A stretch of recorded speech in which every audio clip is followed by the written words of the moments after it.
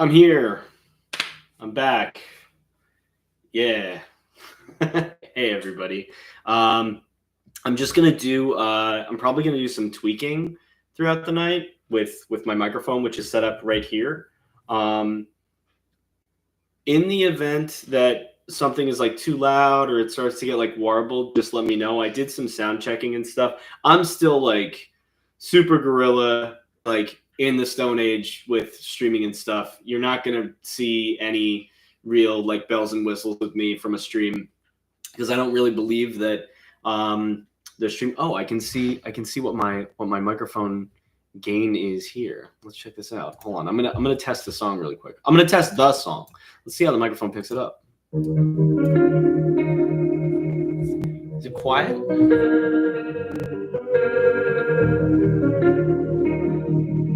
Just let me know if that gets like a little warbled.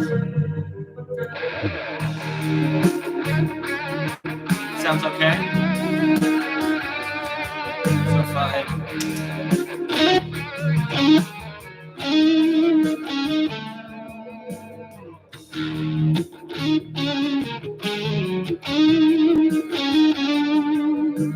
Yeah?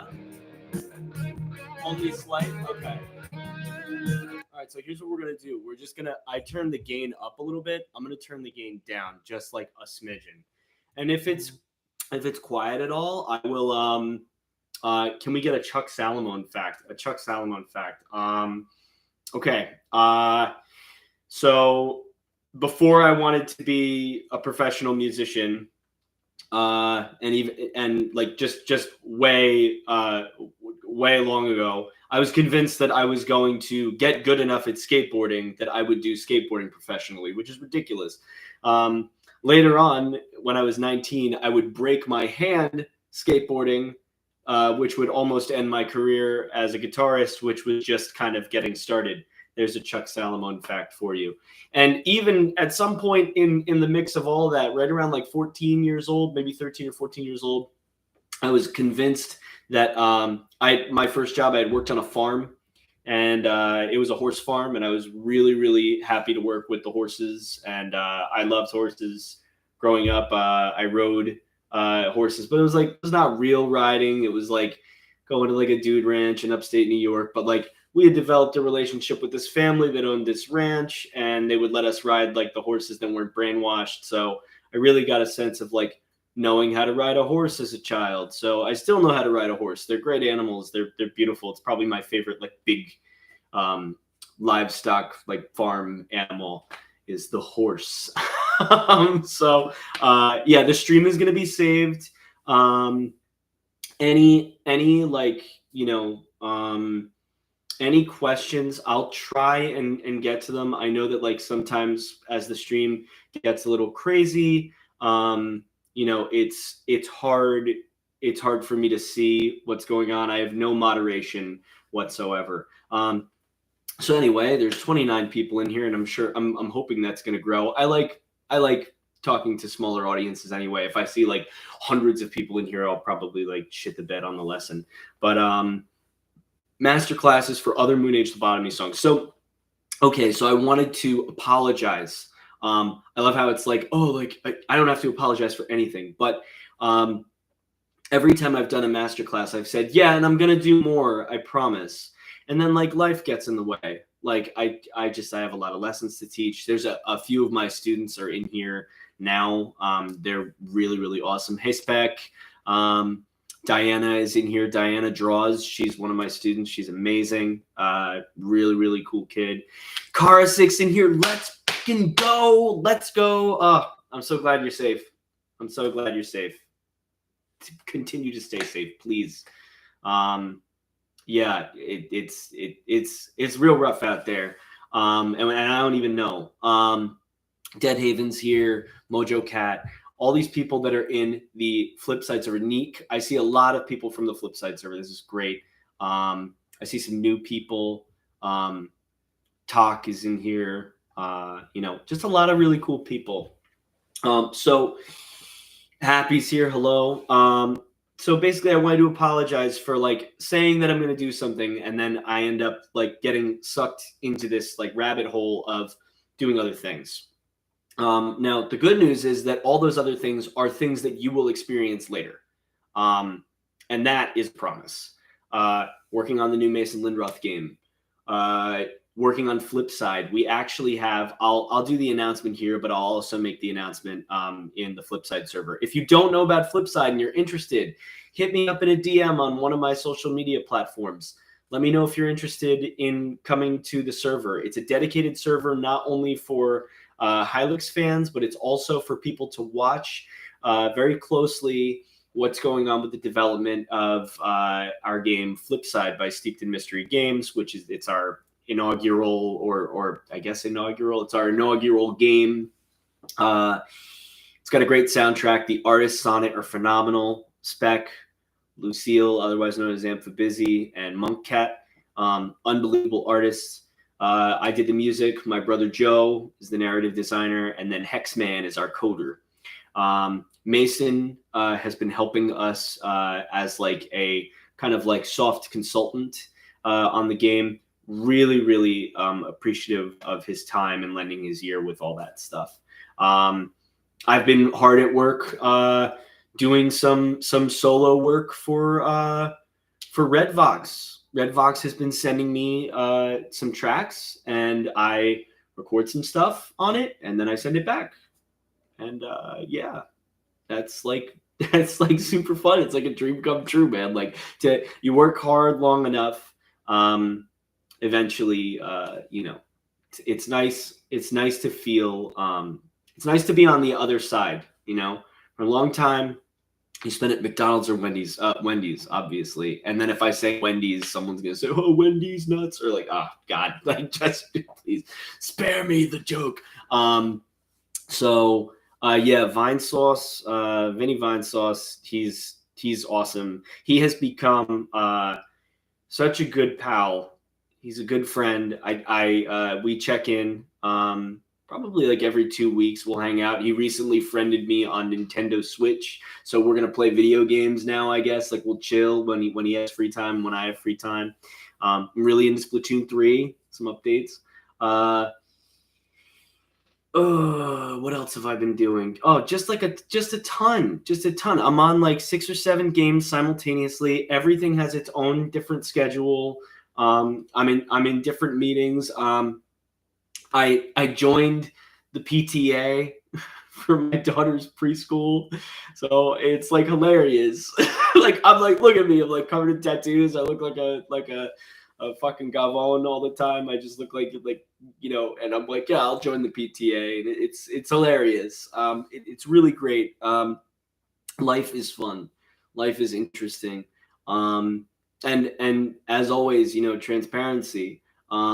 I love sharing these elements of my life with everyone. And I feel like even though I'm talking to a screen and I'm talking by myself and I'm staring at myself in the like on the screen right here, I feel like I'm talking to people and interacting with you guys in the chat, and I'm talking with people every day about the game or about my creative process or about this, or hey, when are you going to do the Endless Cycle masterclass? And that, my friends, is tonight.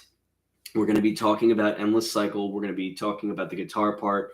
We're going to be talking about the bass part, and we're going to be talking about overall compositional strategies that were implemented, the whole process, creative process, everything, how it started. This was the first song that I did for Moonage Lobotomy. It was a massive jump in oh yeah, Boob Toucher 89. I saw that earlier too. It was like perfect, like chef's kiss. What a great screen name. That's awesome. Okay, so there's going to be tons of people in the comment section that say lesson starts at 10 minutes. I'm going to say, fuck. Like, I went on and on. But just to give you guys an update, I'm doing well. The family's doing great. Mason and I are, my candle's like going out. Mason and I are hard at work, working on his game. Flipside, the announcement, I let that get away from me. If you join the Flipside server on Discord, you will obviously be in touch with everything that's going on. But if for whatever reason you don't feel like joining the server, just keep an eye out on my socials and Spec's socials, Lucille's socials, my brother's socials, Monkcat, Hex, everybody. We're going to be posting some more information. We have a vertical slice demo coming out November 5th. I believe what we're going to try and do, I feel like the idea has been tossed around that we're going to do a live play of it, but I also really like the idea of like doing a playthrough of what our vertical slice is, doing a screen cap of it so that we can talk about it and pause so we can like point at specific things and be like, yeah, and so if you notice here, like that way nothing is missed. We really want to show people how hard we've been working on this game. It's the 2-year anniversary of the development of this game, and things are taking off. Our artists are running on all cylinders. I'm like chilling, talking with, I completed the OST forever ago, but obviously like managing the group, keeping spirits high, talking with people like James Nitro Rad, who has said he's interested in obviously playing, Mason Lindroth stuff and anything that I write music on. He's shown some interest. Vinny Vinesauce wants to play the game. It's exciting. It's an exciting time. And apologizing always comes with a thank you. So thank you for being patient, and thank you for being cool and tuned in. And without further ado, we are going to get started on the lesson. So the name of the song is An Endless Cycle. An Endless Cycle is a psychedelic blues piece of music that it's the first track that I wrote for Moonage Lobotomy. Vinny Vinesauce was yeah, Vinny Vinesauce is the singer and primary writer for Red Fox. Will the game be similar to Hylics? Yeah, it's weird. It's kind of like, the way I think about it is like this. It's kind of like a little bit of every JRPG game that you've ever played mixed with like Earthbound, Psychonauts, weird, like just weird kooky shit, and it's gonna be great. The soundtrack's awesome. I also did the sound design for the game. It's really fun. Yeah, you know what? There's other developers in here. They'll be able to answer it too. I'll leave that to Spec. He'll answer. So, Moonage Lobotomy. It's a 4-track EP that is an expansion upon, as we all know, it's an expansion upon the soundtrack of Hylics 2, and it was born for one reason and one reason only, or from one specific reason. I wrote Moonage Lobotomy because I was scared. I could see how hyped everybody was for Hylics 2 and my work on Hylics 2. I was watching numbers and view counts and fan interaction and shares and all this stuff. I was watching it climb daily. And still to this day, I'm interacting with new comments on the Hylics 2 OST and the Moonage Lobotomy EP OST as well. It's just running wild. Xeno Arcadia hit 1 million views on Spotify. That's just on one platform. It's got a lot on other platforms too. While it's not my favorite song, it is an awesome song. I like it. It's kind of sick. So like, I'm so appreciative of the views and the engagement for that song. Any music for that matter. Even though it's like, oh yeah, it's not my favorite. I'm so appreciative. I really, really like it. Means the world to me that you guys and girls and everybody and everything in between would really take the time to listen to my music and absorb it. So you have my thanks for that. And Mason thanks all of you as well too. So I wrote Moonage Lobotomy EP out of fear. So like, what was I afraid of? I was afraid that I peaked. I was afraid that was it. Level point capped. That's it. You wrote 10 songs for an obscure video game. You're done. You're done. There's you have nothing else on the horizon. There are no other projects. It's still a relatively obscure game. Nobody is going to care after a while. Nobody's going to care.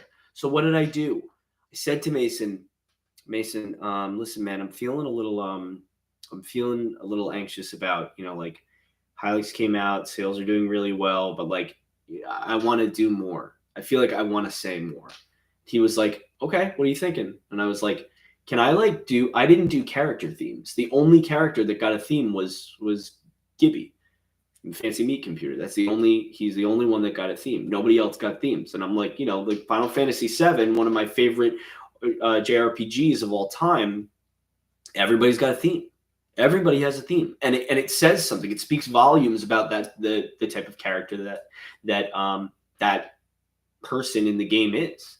I said, so can I do that for the main 4? And he was like, yeah, you can. When are you thinking about doing it? I'm like, I'll get started tonight, and I'll let you know when I'm done. And so it's 4 tracks. There's a way different approach, obviously, because it's not done in a way that's like, here's the whole song. It takes 2 minutes to play. Then we loop it. Then we do a 15-second tail at the end, which is typical of an OST. It's more about main, verse, pre-chorus, chorus, main, verse, pre-chorus, chorus, bridge. Mason gets all the second verses on the EP. This, that, and the other thing. Were you afraid of the glowflies on High Tide and Salmon Run? Yes, of course I was. I still am. I'm triggered thinking about it right now. Now I got to go to therapy in the middle of this thing. So basically, I wrote it because I was scared, and I knew shortly after I completed it. I completed my portion of Moonage Lobotomy very quickly. And then October 30th rolled around, and I had 2 meetings, one on the 29th with a kid named Cameron Carr, and another one on the 30th with Hexman. And that meeting spawned Flipside. But we won't get into that. Before that, and before all that whole thing, like descending into developer hell, I wrote Moonage Lobotomy, and I started with Endless Cycle. So Endless Cycle is really just an emotional piece of music that I feel like was like a record that Wayne would pop on in his house or her house, Wayne's house, at the end of the day, at the end of like killing mercilessly again and again and again. What is the record that Wayne is spinning? What is Wayne daydreaming or like kind of meditating to? And so what inspired me to make the lead for Endless Cycle? Just old blues records. It might be more pertinent to say like, well, where do I know that from? It's a trope, like, oh man gets home from work and puts on blues record and, like pours stiff drink. And like, this was kind of like what I grew up with, like my dad would get home from work. Sometimes he would sit at the piano and play the blues for like 2 hours. Then we'd have dinner. And then he'd go back and play a little bit more. And then that'd be the end of the day. And then, so I just always grew up with like music being played in the house when you got home from whatever it is that you were doing. It was like a ritual for my father. And it was super cool because I was exposed to all this bomb ass fucking blues music. It was sick. And so I wanted to kind of like marry that weirdness of Hylics with that concept of blues. Like getting home from a long day of work, from the endless cycle of work or of life, kill, die, get regenerated, back at the house, repeat, learn Kung Fu on the front lawn, learn how to do somersaults, pet a proto version of yourself, die, do it all again the next day, and be, like aware of it because you're part of this race of people that's a hive mind or whatever. And so I was also developing a little bit of like a headcanon of what I believed Wayne to be based on what the fans were saying and based on what Mason was telling me. And so anyway, the first chord, The first chord is super cool. This is not the guitar that I used for Endless Cycle. The other guitar that I used, and also it should be stated that the mix sounds like shit because it's still an iPhone production. It's the same thing with Flipside. Flipside sounds a little bit better, but anything that I made on the iPhone is going to sound like doo-doo compared to what I make now, which is on my console here. It sounds awesome. So this pedal has also changed. I used to use the TC Electronic Corona Chorus, which is a cross. Now this pedal that I'm using is the Visitor by Old Blood Noise Endeavors. It is a very, very cool like phaser / chorus / tremolo hybrid pedal. Our first chord, we're in E flat standard, E flat, A flat, D flat, G flat, B flat, and E flat. Okay. So it's going to be a half step down. You're not going to tune to E, A, D, G, B, E, E flat, A flat, D flat, G flat, B flat, E flat. Your tuner might read something different. It might read D sharp, and then you have G sharp, which is also A flat. Then you have C sharp. Then you have F sharp. Then you have A sharp, which is also B flat. And then D sharp again. So our first chord is an E dominant 7 chord, okay? But what I end up doing is I end up leaving the two E's open, right? I'm going to refer to these chords as what they are normally on the fretboard. I'm not going to be referring to these chords as what they actually are because of the difference in the tuning, because of the half-step tuning. So if you're confused by that, I'm sorry. That's just how I roll. So this first chord kind of like reminds you of that Jimi Hendrix, right? So it's that, but we have a nice E dominant 7 chord. How do we play that? So we have the two E's, okay? Then we have another E at fret 7 on the A string. All right? This is A flat or G sharp. That's your D. And this is an F sharp or a G flat. So we have, for those of you that, I'm probably going to revert to tablature because that's just easier for everybody. Not everybody knows the fretboard. So let's just say the first chord is 0, 7, 6, 7, 7, 0. Okay?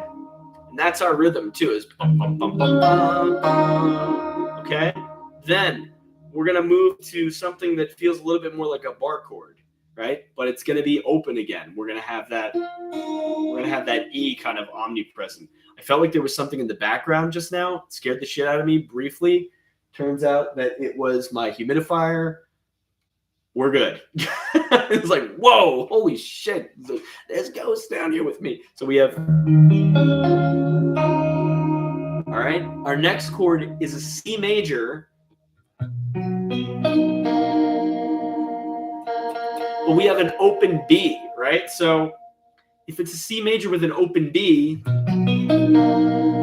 it ends up being a C major 7 because a B inserted into a C major chord is the major 7 in a C major scale. You have C, D, E, F, G, A, B, C. It sits in the 7th slot. And then you add that in there. It kind of gives you this light, kind of cloudy, jazzy feeling. Followed by everyone's favorite chord, the Weezer chord. Okay? Same shape. Same exact shape. But we're playing it down at G sharp or A flat. It's with a B thrown in there. And that half step rub is like really, really rough. Why is it the Weezer chord? Let's hear how the Weezer chord sounds in its natural habitat.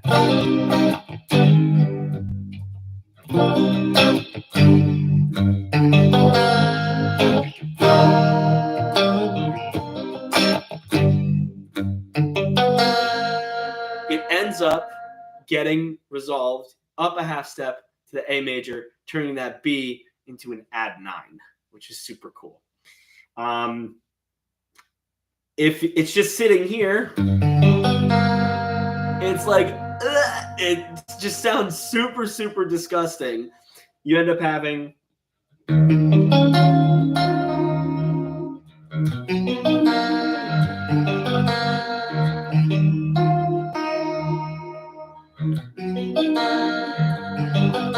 so that's really omnipresent throughout the main, right?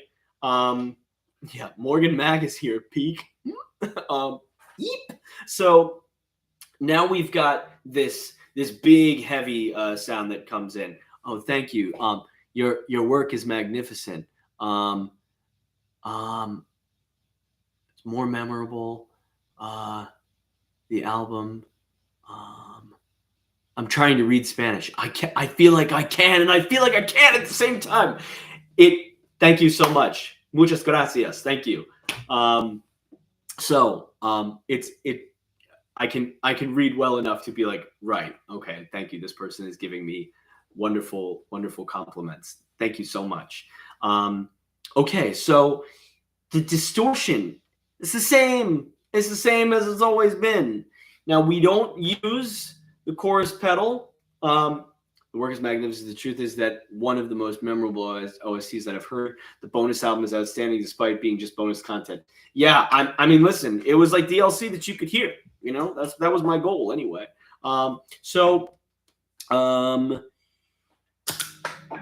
My distortion pedal, same thing as it's always been. It's been the same shit for 10 years. This is the same pedal too. I will never throw this thing out. If it breaks, I will get it fixed. The Wampler Sovereign is literally rated as one of the best distortion pedals on the market. It's awesome. The price has only gone up. When I bought it, it was $140. Now it's over $200 10 years later. And that's like, you know, including inflation and all this shit. So we have this real brutal sound, right? I'm probably going to give it a little bit more juice. And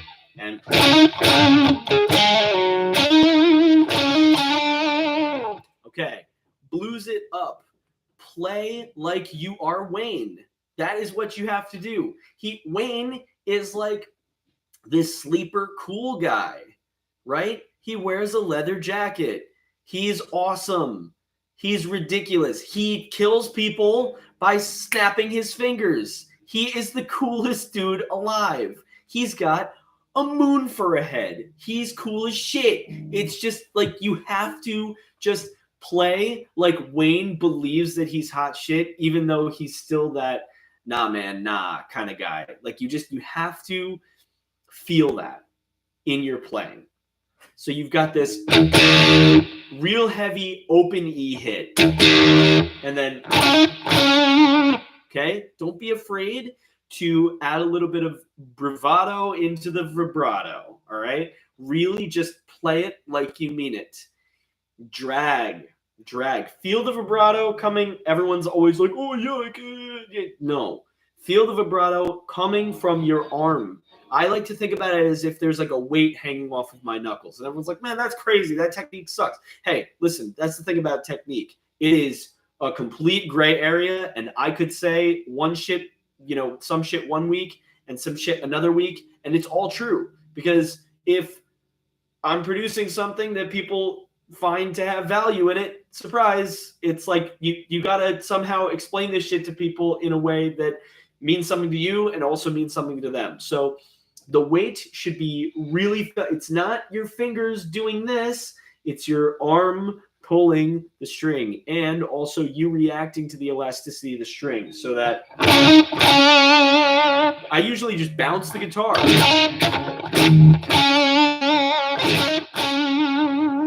All right? Really just give it the business. So we have this sort of flammed, it's called a hammer-on on guitar, 7 and 9 on G, and then you're gonna add that vibrato. That right there is 7 to 9 on D, 7, 8, 7, 5. Okay. So you're traversing down from G to D. So one more time. 7 to 9 on G, 9 on D, 7, 8, 7, 5 on D. Then you're going to hit 7 on G, slide up to 9. 7, 9, 7, 8 on G. So we have this. We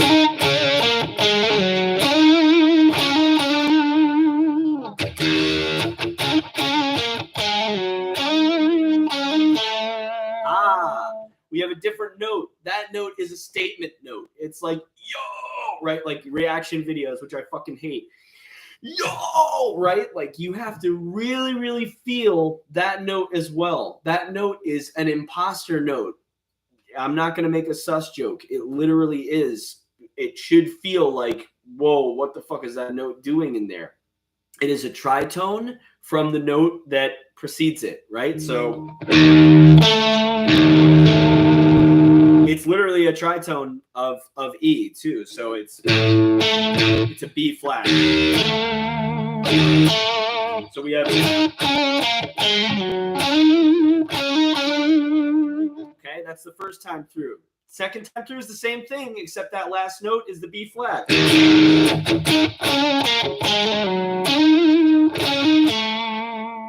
Okay? That's literally happening while this thing is happening.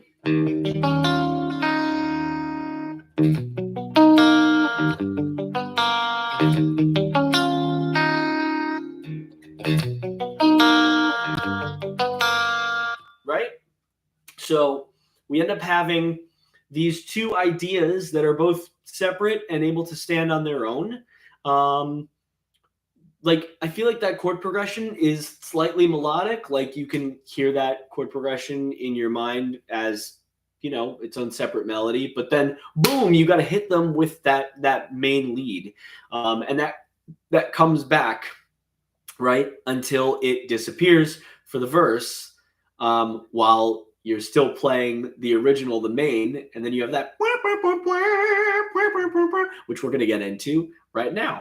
So to play along with the track, just to kind of show you what's going on here, I won't add any effects except the distortion.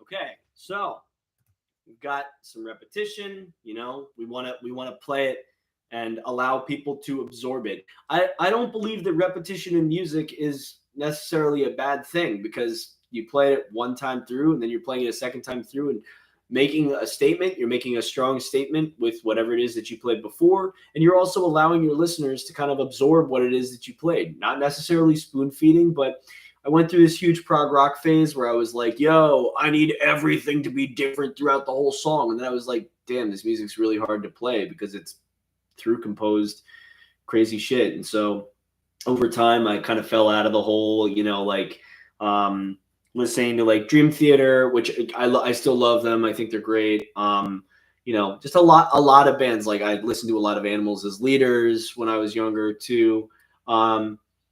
It's just hard. It's hard. It's not for everybody. And while I loved listening to it, I found myself like gravitating towards stuff that was a little bit more repetitive, songwriter format, even stuff that's poppier. Like, dude, if you follow me at all, you know that like I love this band Polka Dot Stingray from Japan. I think they're like the best thing ever. Like I genuinely think they're one of the best bands that I've heard in a long time. Anyway, here is the melody for the verse. So if you don't know what this is, I put it in my mouth for the thumbnail because I wanted to do something weird. This is a brass tube slide. It's great. You should buy one. They're fantastic. Mine is unfinished. It's not brushed brass. When I'm playing, I think I'm picking here, and then using the slide. Let's see.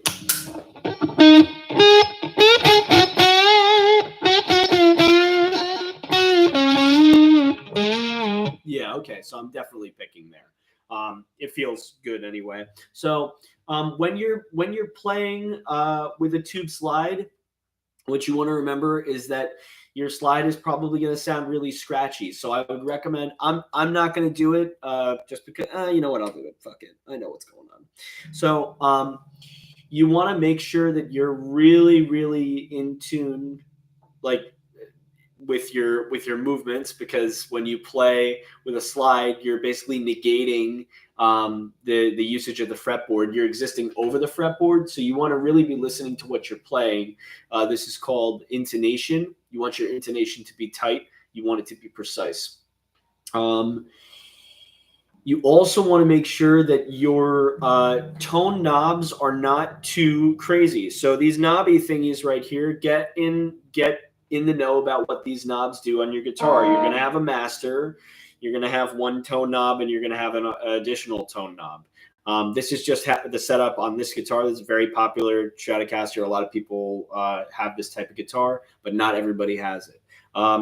Also, be sure to, when you're using a slide, you don't want to, it usually sounds like shit down at the bridge pickup.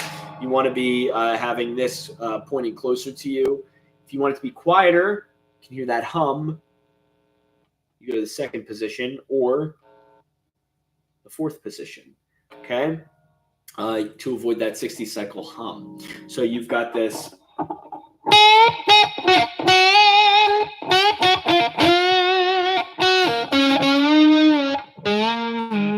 Okay? Really, really easy to play. It just takes a little bit of practice.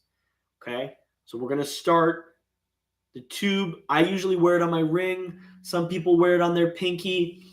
When you practice, take your time. It's not going to sound perfect right away. The reason why I like the brass tube slide is it's got weight to it. Okay? And I can just kind of like throw my finger on the strings and I can play. I don't have to worry about like there's no pressing down. You're literally, you just have the.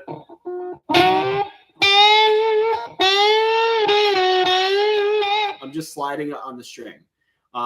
Everybody's guitar is different. Everybody's setup is different. You don't want to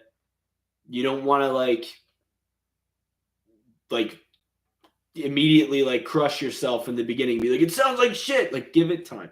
Just give it time. All right. So here we go. The line goes like this. Okay, all the B string so far. B string is the second to last one from the low E, or the thickest one going down. A lot of people refer to this one as string 2. People like to call this string 1, 2, 3, 4, 5, and 6. That's really the technical way to do it. I just refer to them as their string names. The B string, okay? So there's already tons and tons of numbers and letters and shit in music. Give it to people in plain English. They will understand it better in the long run. All right, so this is fret 12 on the B string. Don't be afraid to slide up. Get liberal, get bendy, get liberal, get democratic, get liberal with your movements. Just get, like, don't be afraid to slide up to a note, but land on the note properly. You don't want it to be. You want it to be.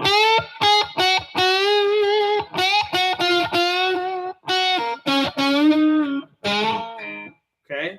We want it to be really, really relaxed. We want to make sure that we're hitting all the notes. Fret 12. Don't be afraid to add vibrato there. Vibrato is just moving your hand back and forth on the string. It's not moving it up and down like this, changing the tension of the string, bending the string, detuning the string with the bend. You are literally moving. You're creating the vibrato by moving back and forth. All right? Up yours, woke moralists. Let's see who cancels who. I love it. Okay, so this is 12 to 10 on B, or 10 to 12 to 10. Then 8 to 10 on B. So you've got 10 to 12 on B, back to 10, to 8, to 10, all on B. Then you're going to follow this sequence down. So this is 10, 8, 9, 10, 8, 7, 8. Okay, so you've got... Then we're going to keep following it down.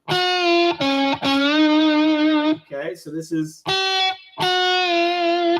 8 to 7 on B, 7 to 9 on D. I'm sorry, on G. Back to 7 on G. So we've got this. Okay. 7 to 9 to 7 on G. 7 and 9 to 7 on D. So here you go. Yeah, it's a pentatonic scale, basically a blues scale. Exactly. Yeah, so normally I would be like, right, and just play a pentatonic scale, but of course not everybody knows what that is. As we get deeper into this, I'll say like, oh yeah, like, okay, so this is a pentatonic scale. Make sure you include these specific blue notes, blah, blah, blah, blah, blah. But I don't want to say that I'm spoon feeding people, but I do want to make sure that people understand it from like a very plain English standpoint. Like, this is what it is. This is what it sounds like. I can't guarantee that I will play the exact same solo, but I'll show you the scale that I used for the solo, because the solo is sick. My thing is this. Spend time with the piece. If you really want to learn the solo and you want to get to know me, sit and listen to the song enough where you can replicate my solo. If not, that's okay. Play your own solo. That's way cooler. That's like way cooler. Like, oh, like you like my song well enough, like to learn my solo? Cool. You liked my song well enough to you liked my song enough to write your own solo over it? That's cooler. That's just way cooler, in my opinion. Like, yeah, rip a fat fucking solo over this shit. Is my finger stuck? No, it's not. We're good. So we've got this.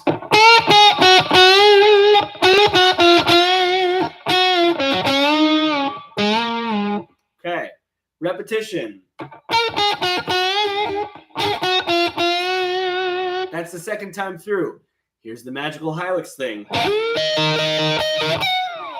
All right, I don't have delay on here, so you're not going to hear it trail off like you do in the song. But trust me, it's there. So we have this again, right? This little motive. Then we're going to slide up on the B and E string. Okay? We're going to slide up from literally anywhere. And we're going to go to 12 on B and E. And then we're going to really hit this 15 on E. And slide down. Just fall off. Just fall right off. Why not? So we've got...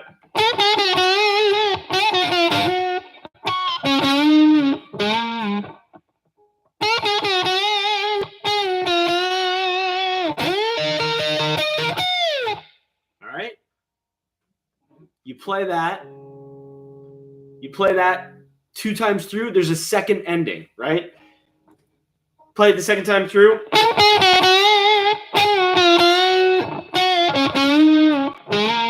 Then we have...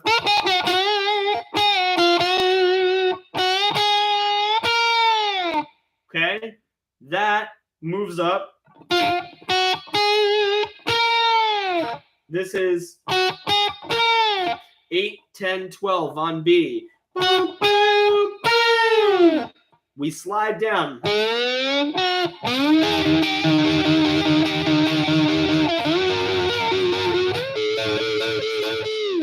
Okay, this is again some more kind of like Hylics blues, just straight up like this is in blues songs. It's just not done in this way because blues songs are strict with, or like a strict blues format would be a 1-4-5 blues chord progression. I've abandoned that completely. A 12 bar progression, as people would call it as well. 12 bar using the 1, the 4, and the 5, maybe back to the 1. So we end up having, this is on the G and the B strings. You have fret 9.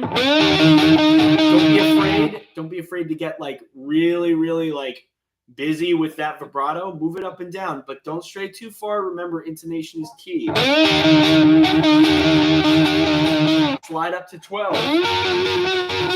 Slide up to 15. Back to 9. 12. 15.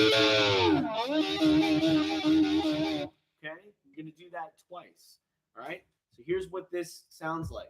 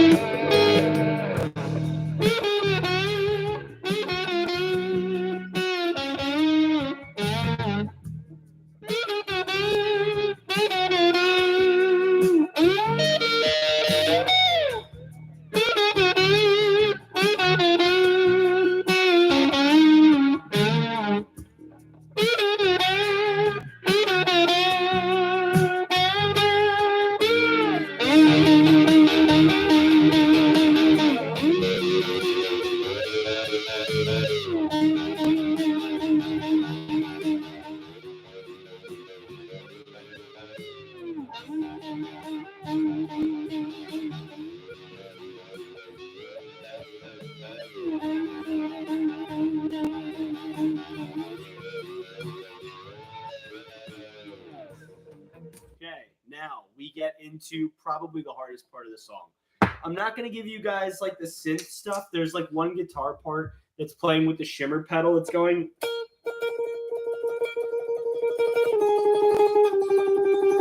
It's not really important to the song. It's a guitar part, but like it's literally just 12, 10, 9 on B with the shimmer effect. Let me see if I can get it.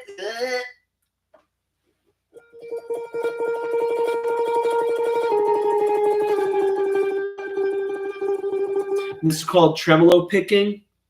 Super fun. Alternate picking as well for people that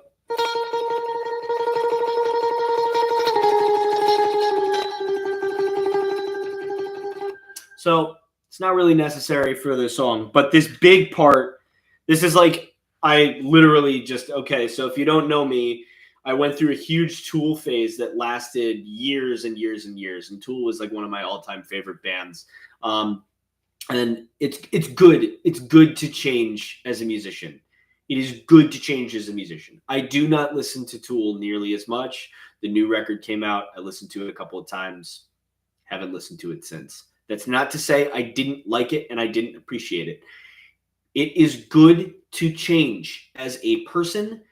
If you are an artist, it is good to change as an artist.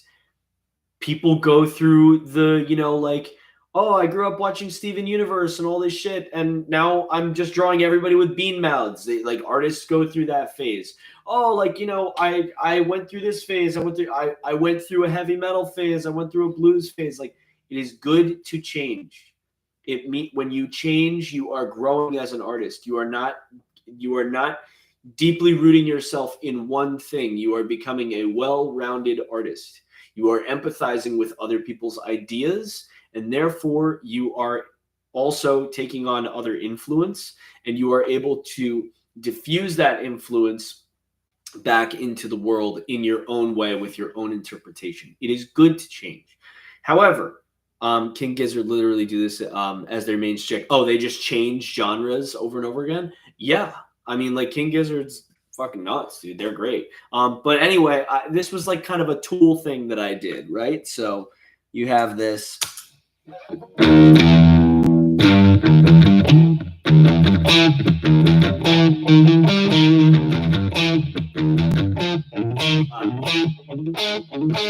That right there.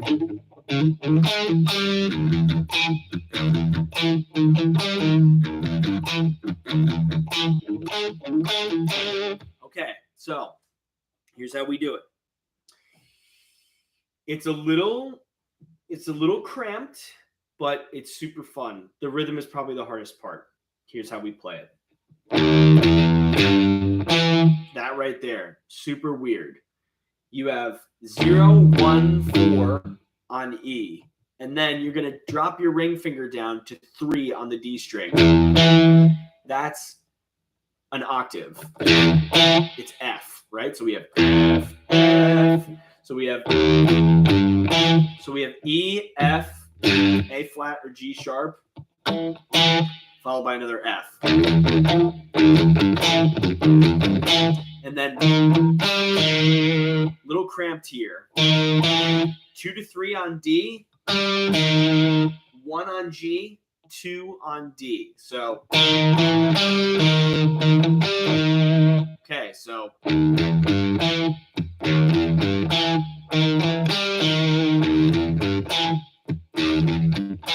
now, second time through, that's your little tool tickle. It's like a triplet. Kind of like Batman.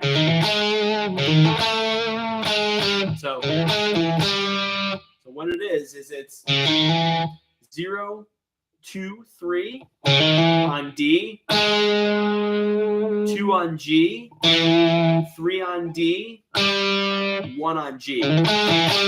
So we have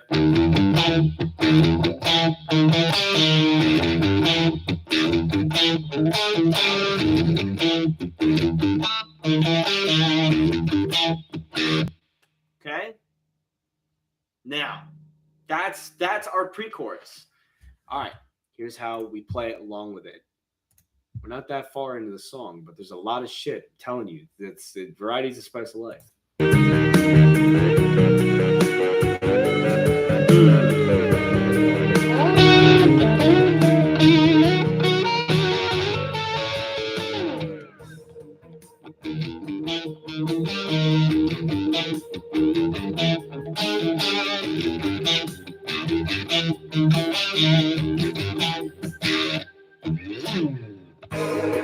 Okay. All right, so we have this.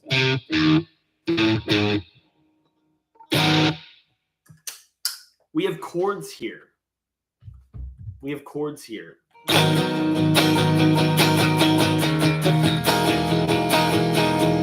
And then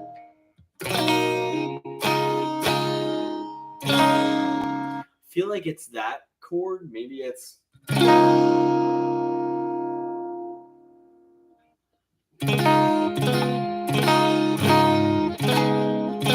so it's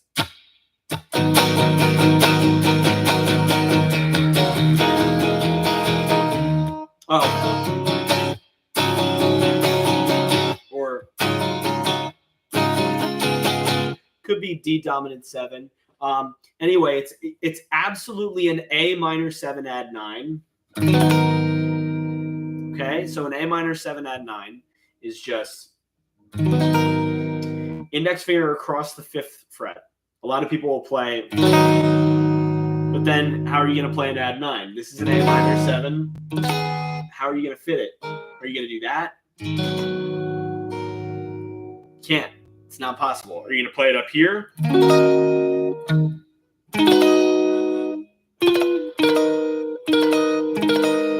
That's A minor 7 add 9, but it's not the right chord. So we have to play it down here. So this is index finger across 5. Ring finger is going to go 7 on A. You can use your middle finger to bolster the index finger against the fretboard across the 5th fret. And then you are going to put your pinky finger behind the ring finger on fret 7, but on the E string. We're going to get this voicing. Then, do you determine the first chord and go from there? In the end of the song, it has such a Pink Floyd moment. Oh yeah, there's like that whole section is like, holy shit.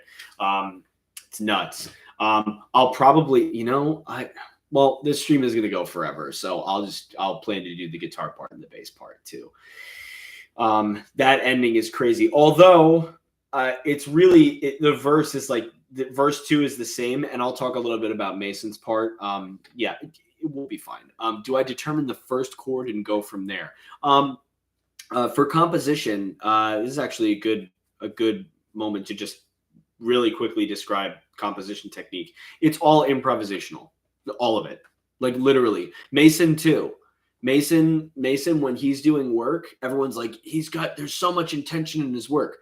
It's like improvisation. The intention comes later. You saw what he did with Wayne's head that one time. He took Wayne's head and he just squished it together and kind of made like a butt and was like, "Oh, hi, Dennis Mullen," and that was it. It's just improvisation. That's literally all it is you come up with an idea, and it kind of feeds into this concept of get out of your own way. Just get out of your own way. Write the shit. Write it. Don't overthink it. It's gonna sound sick.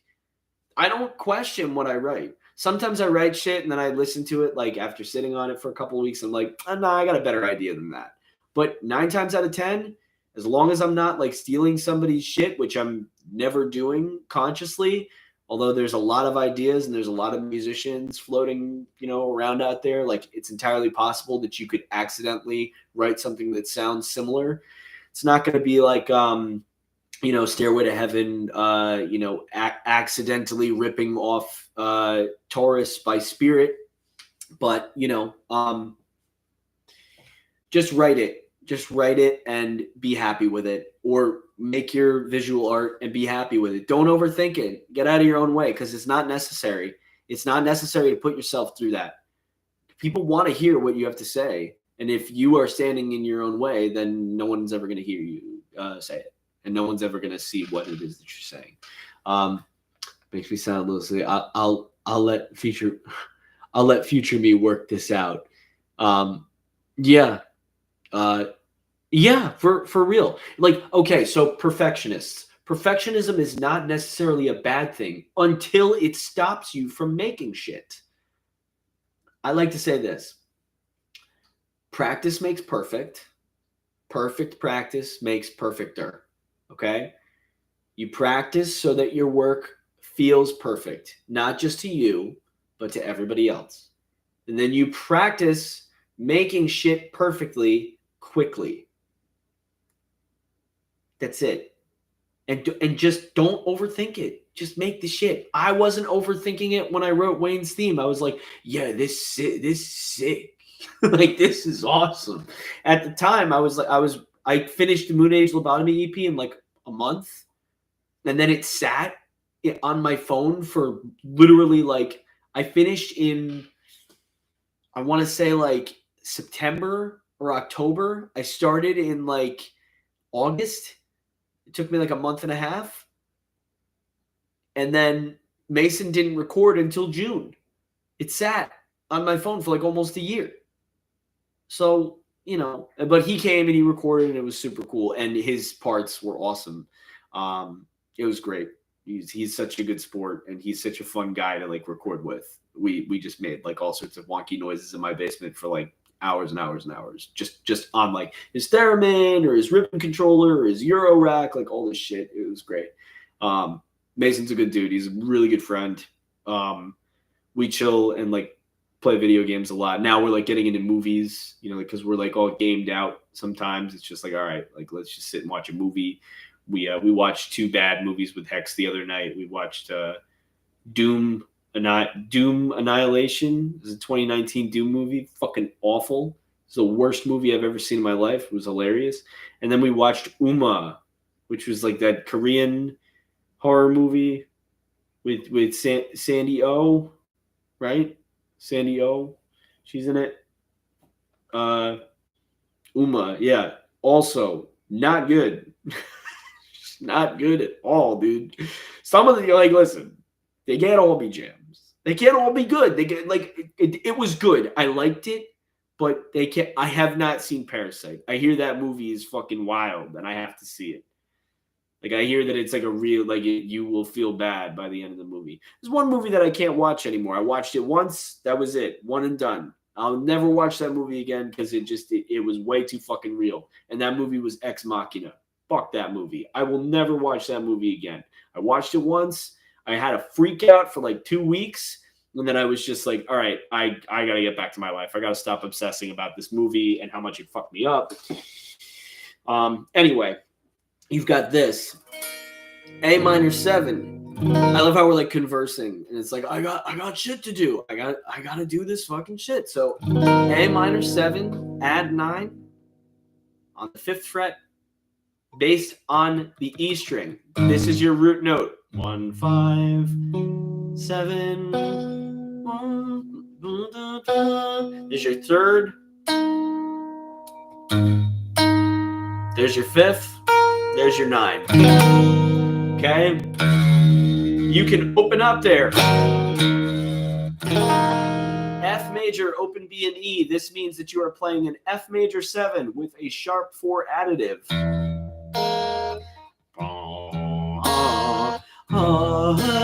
Right? So that tritone. Oh, it's also fucking Lost Woods. Yeah. And that open E at the top gives you that major 7 feel. Really mysterious chord. And then it's a D dominant 7. So D dominant 7 is a just finished watching the last masterclass. So glad you're still making these. Could listen to you go on about music in the game forever. Yeah, dude, I'm going on for it forever right now. Come hang. Definitely didn't expect to learn while getting great. Oh, of course. Of course. I'm just trying to help. You know, I'm an artist and I went through I went through a lot. Yo, you want to talk about a bad horror movie? Repo the Genetic Opera stinks. What a big piece of shit that movie is. I've seen it 400 times. I can't get enough of it. It's horrible. It's the worst movie ever. And it's a musical. Fuck me dead, dude. That movie is like, oh, it just delivers. It just keeps delivering. That movie sucks.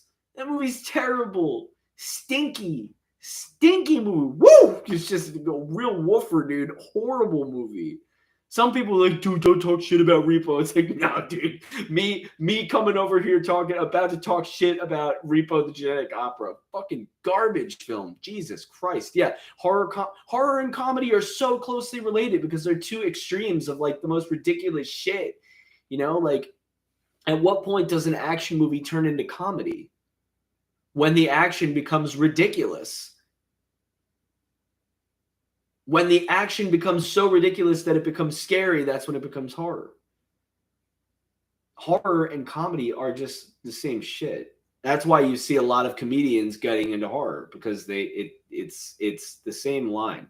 It's just obscured one way or the other. They literally spent budget on getting Paris Hilton. Dude, that movie made fucking that movie had a budget of 8 mil, I think, 8.5 mil. Not only was it Paris Hilton, but they had to pay Sarah Brightman, who's like a Broadway singer. She was in the movie. Dude, I think the movie made $184,000 domestically. Fuck, dude, that's so bad. 8 mil to 100,000 to like under 200,000. Dude, that KDR sucks. Jesus Christ, that sucks. Dude, the investors were probably freaking out. They were probably like, what do you mean? Where's our fucking money? They were like, hey, give us our fucking money. And they're like, we only made $184,000. We loaned you $8 million. It's like, dude, $8 million in $8 million in Hollywood buys you like a box of Kleenex. So it's like it ain't nothing, you know. Great movie. Horrible, stinky piece of shit. Great movie. Yeah, investors did not pay any taxes that year. Oh, for sure. Do I have a favorite track from Mason on Hylics 1 or Hylics 2? Well, Hylics 1, Draw a Dog. Great. So that's why I quoted it. Hold on, let me see if I can fix this. Hello. I got it. Okay. Draw a Dog. That's why I quoted it on the Pangorma theme. I was like, I gotta do this. That song is amazing. So Draw a Dog. Somebody did I think it was Grimm. I think Grimm did a Nightcore version of Draw a Dog and sent it to me, and I was just fucking screaming. I was like, I'm just like so mad that they would do that. Like, I was so fucking mad. I was like, you better not fucking make what is it, like you better not make a nightcore version of this. Them coming in with their bullshit nightcore version of this song, I was screaming. It was great. We all had fun. I laughed. The chair laughed. It was a good time. So draw a dog, and then for Hylics 2 from Mason, I mean, that goofy Wayne House theme is like unbelievable. I love the Afterlife theme. I think it's like one of his best pensive tracks. Like he wrote that with intention. He didn't write that to be goofy. He wrote that to say something. It was chilled out. Mason took guitar lessons for like at least a couple of years. And I've given Mason guitar instruction before, like just like, yeah, come over if you have questions.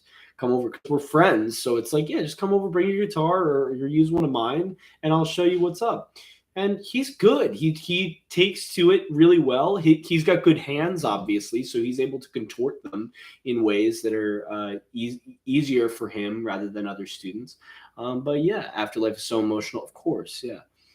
The delayed guitar in the Boss Planet in Hylics 1 is sick. Yeah, of course. So you have this chord, A minor 7 and 9.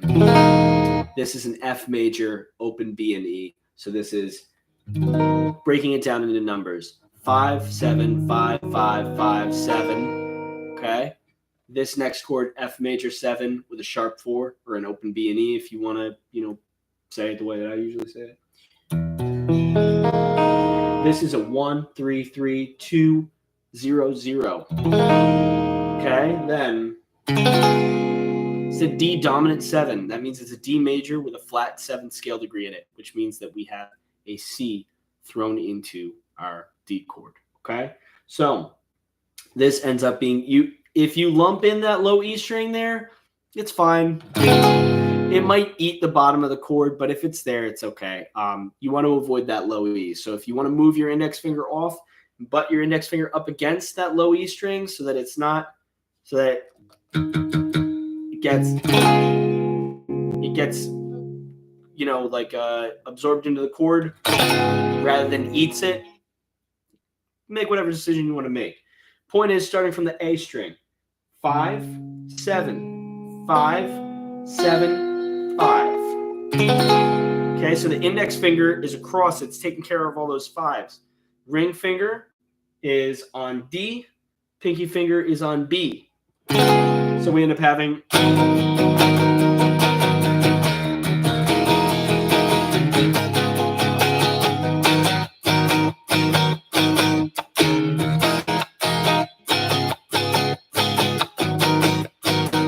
anything about me, you know that I love Coheed and Cambria, one of my all-time favorite bands. That's a very popular rhythm that they do.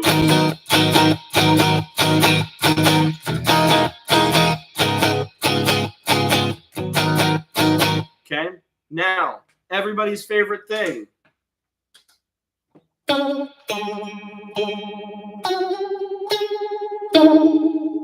Okay, that's happening in the background.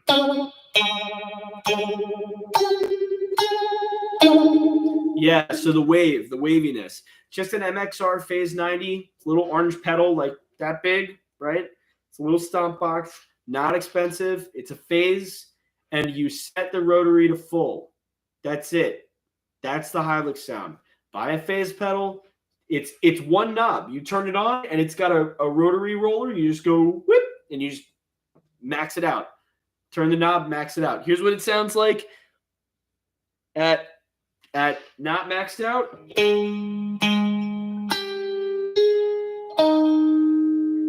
Undulation's really slow. Here's what it sounds like at noon.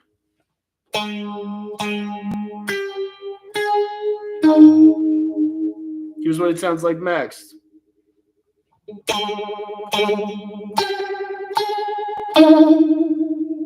That's like the Hylics sound. It's just a phase pedal. That's it. There's nothing special about it. And this pedal is cheap as fuck. So cheap. Yeah, fancy meat computer. Classic. Can't wait for it to hit 1 million. Can't wait. So This right here, this is fret 7 on the D string. And then, okay, so we're playing a major 7, and then the octave of that initial note, which is A. So A, G sharp, A. Okay? So what that translates to in the layman is 7 on D. This is 9 10 on B and 9 on G. Okay? So while this is happening,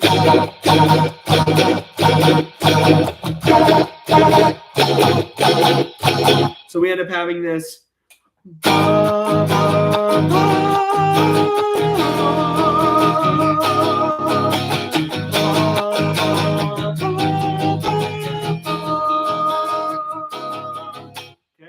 We have that happening simultaneously. It's two separate ideas, right? Then we get back to the beginning.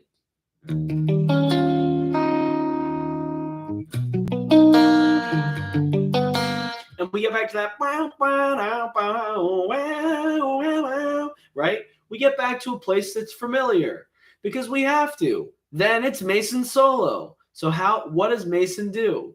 Mason is, I believe he's using a Euro rack here, and he's straight up just like tweaking one knob for pitch, and then he's just like tweaking another knob for like delay, like tape delay or some crazy shit.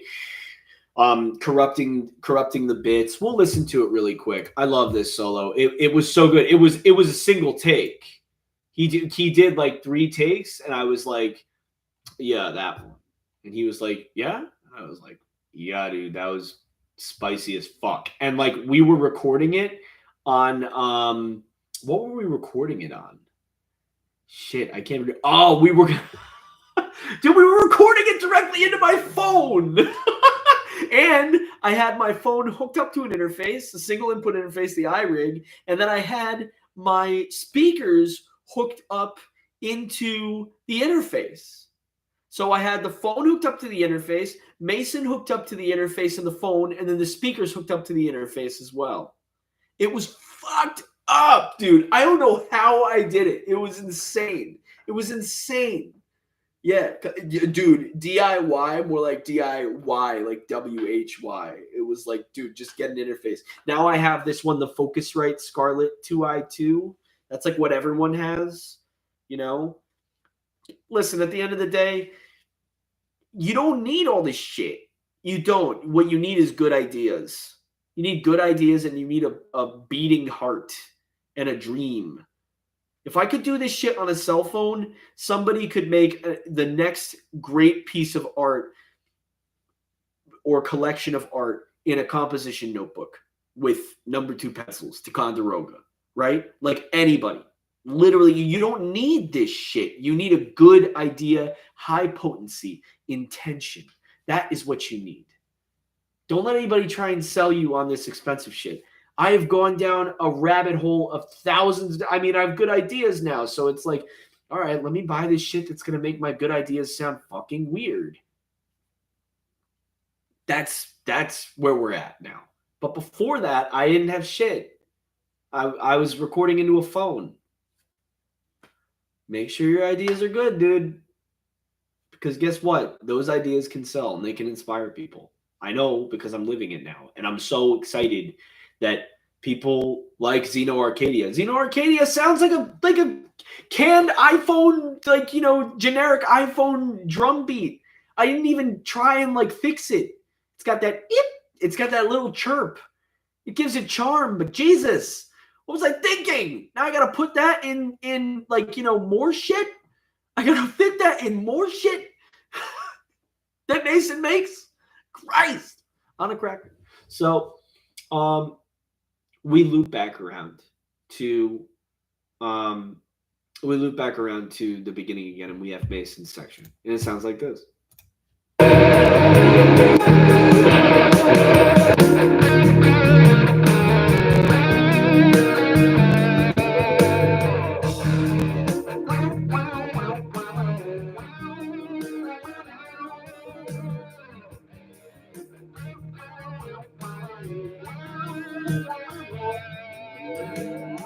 I love that intro. I love that. It's like fucking total Looney Tunes. So good, dude. That intro, I knew it was special right away. Right away.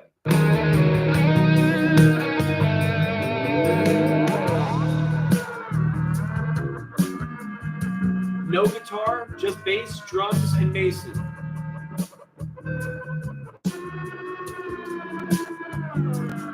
Mason's also controlling a ribbon controller here with his fingers and tweaking with knobs.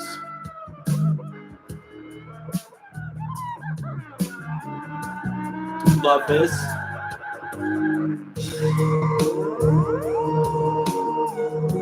Adding tonality to his playing.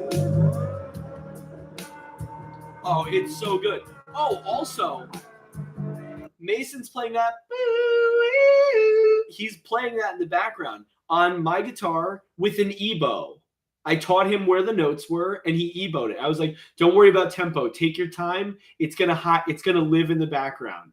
It's sick, dude. Yeah, Mason he's awesome. What a great sport. I was like, "Yeah, you should play, dude." Okay, one of these days when maybe I'll do. I don't know if I'll ever do the Pun Gorma theme because there's so much guitar on it. I think there's like 10 guitar tracks. I went nuts. Mason played his guitar solos in the second verse. He played 2 guitar solos and didn't like either of them. He liked one slightly more, but I was like, yo, check this out. I took one of the guitar solos and snap fit it so that it sounded like it was more rhythmically like in there, like if it was hitting the pocket more. It didn't really change the performance at all. And then I took his other guitar solo and I moved it in the exact same position, and then I reversed it. I just played it in reverse. So he's playing both solos, but one of the guitar solos is playing straight and the other guitar solo is playing like this. So it sounds like 2 guitar solos, but one is being played backwards. And it's sick. It's like he's like, huh. He's like, and you just came up with that? I'm like, yeah, dude, I do that shit all the time. All the time. Like, literally, I do that in tons of my pieces. Like, oh, yeah, I didn't like how it sounded forwards. Let me fucking reverse it and see what happens. That's what you got to do. It's there. It's there. The content's there. Fuck it. Just experiment. It's there. You're going to scrap it before you mess with it. It already sucks. It already sucks. You don't like it forwards. So let's see what it sounds like backwards. It's that simple. It's easy. All right. So Mason's playing. I love this.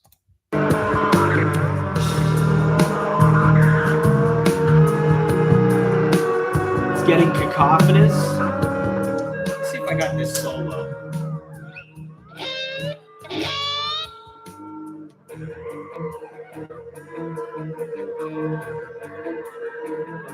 I love this little scream that he does here. It's like a wow.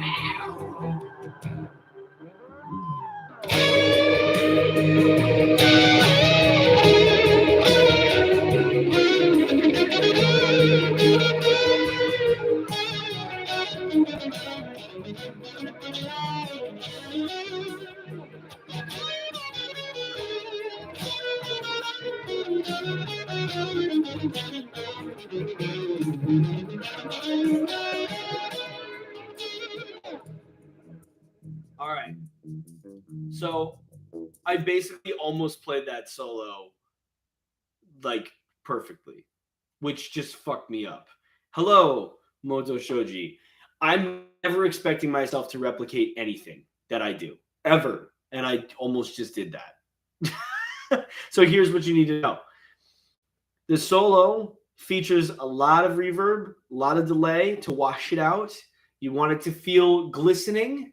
You want it to feel shiny, vapor wavy. You want it to feel like it's got that glare.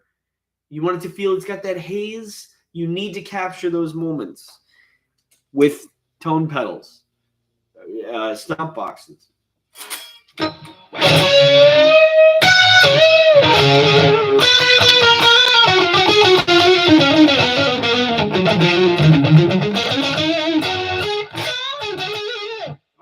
So I'm using a chorus pedal, not that one. I'm using the TC Electronic Corona Chorus.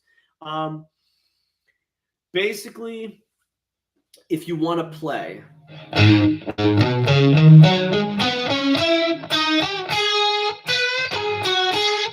in layman's terms, I'm playing an A minor pentatonic scale with some blue notes.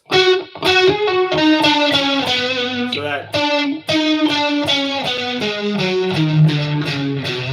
those little half step notes in between. So if you want to play a pentatonic scale from the basics, an A minor pentatonic scale, full string set is going to sound like this. 5 on E, 8 on E, 5/7 on the A string, 5/7 on the D string, 5/7 on the G string, 5/8 on the B string, 5/8 on the high E string. So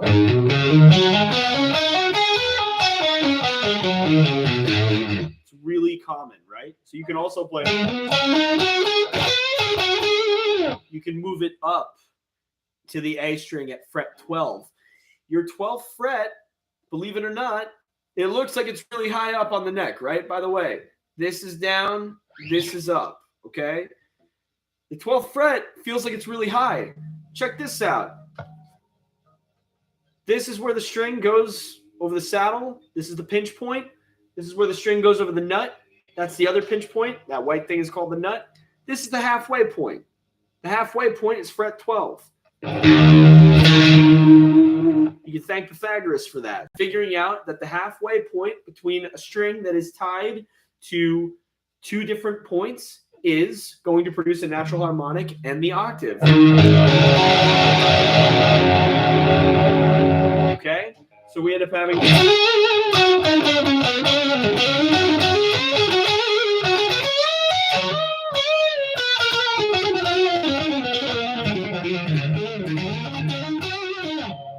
solo up there all day and really get that vibe, right? Of ooh, what does that mean? Get that vibe. Figure out how to play a pentatonic scale. Playing that 5/8, 5/7, 5/7, 5. Figure out what the intervals are. The intervals of a pentatonic scale. Figure out how it sounds. What is constructed. We've all heard do, re, mi, fa, sol, la, ti, do. We all know what that is, right? We know that that's a major scale. We know that that's using solfege to sing the major scale. We know what that sounds like. If you move that around, do, re, mi, fa, sol, la, ti, do, you can sing the same type of scale, diatonic major scale. You could sing the same thing. So let's say we were doing a pentatonic.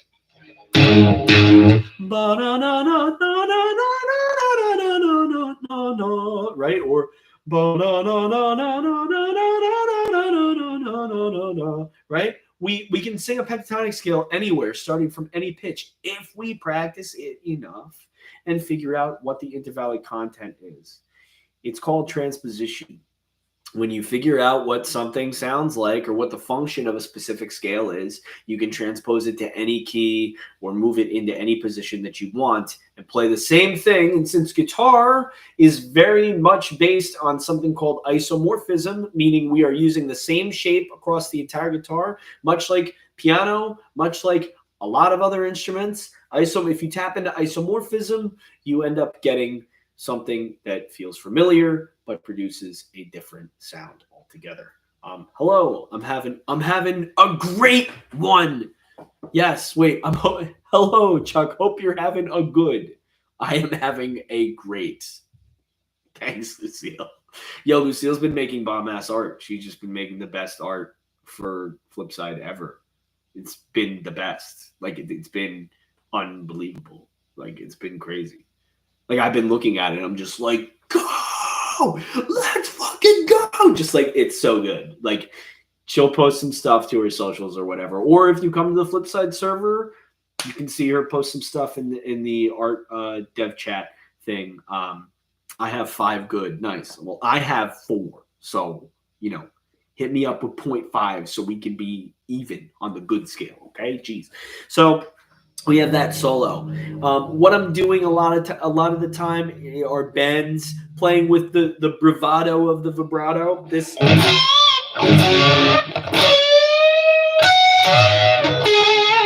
that's really common in my soloing. What that is that's a bend on the B string up, whole step bend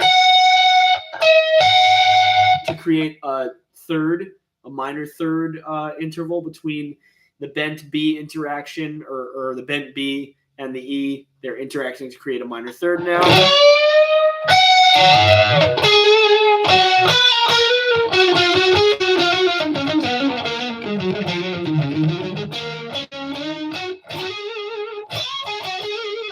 So I won't teach you how to play the solo verbatim. I have taught how to play it verbatim, but for the sake of time, because we're at an hour and a half, and I can't go all night. I mean, I'll go late, but I don't want to die, and I don't want to kill anybody either. So then we have this section in the bass, which I'm gonna teach. This is so good.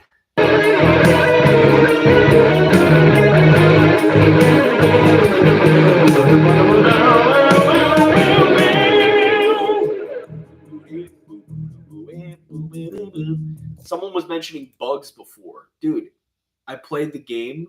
I know that it's about bugs. What is the best movie about bugs that nobody knows about? It's not Starship Troopers, great movie about bugs, but the first Men in Black movie, dude. That movie's fucking sick. The bass part is modeled after the electric bassist on the Men in Black soundtrack, which is composed by Danny Elfman of Oingo Boingo. It's the shit. Yeah, dude. Yeah, dude. Happy's like, yo, dude, the truth comes out. Dude, I just wanted to get that. I just wanted to get that vibe. So I wanted to get that same vibe playing that bass part. Yeah. Oh, for sure. For sure. Danny Elfman is like he's in every Tim Burton movie soundtrack, and every good movie in the 90s was a Tim Burton movie. So fair statement to make. So we have that.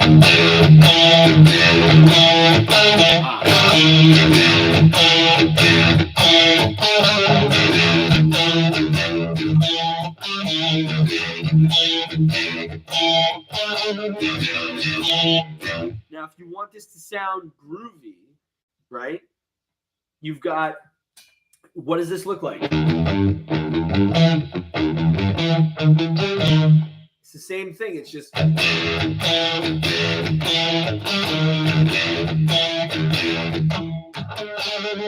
that trill. So good. How do we make it sound heavier? Octaver pedal.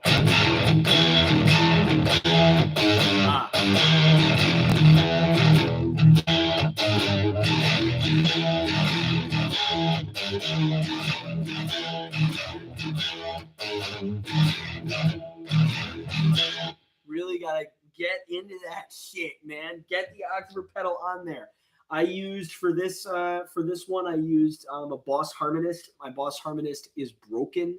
It broke shortly after Moonage. And I started using a TC Electronic Quintessence, which doesn't have an octaver natively on it. You have to download the patch and beam it from your phone through your guitar, and through like the pedal and the wire and shit. It's like this technology that TC Electronic has with like sending a code through like beeps or some shit. I don't know what it is. It's like a tone. It's the Tone Print app. It's super cool. So we have that. Beam guitar, beam it, man. So it's the same thing. It's just played a little bit differently. So you're gonna go 0 1 0 3. Okay, so 0 1 on the electric guitar, or on the electric guitar. Of course, it's on the electric guitar. On the E string. So you have 0 1 0 3 on the D string. All right, you're going back and forth between the E and the D string. And then that's 1 on G, 2 on D. Then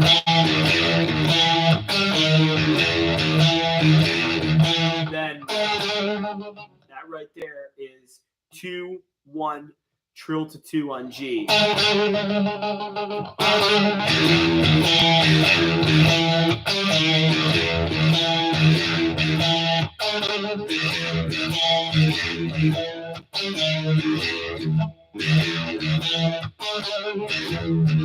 Okay. Meanwhile,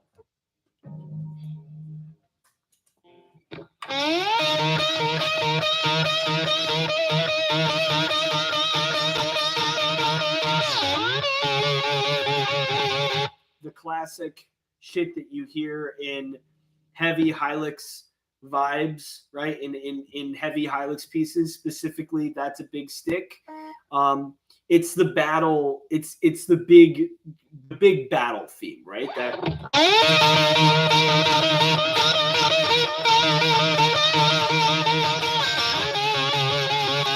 really common. 12 and 12 on B and E, 10 and 10 on B and E, and just get crazy with that slide.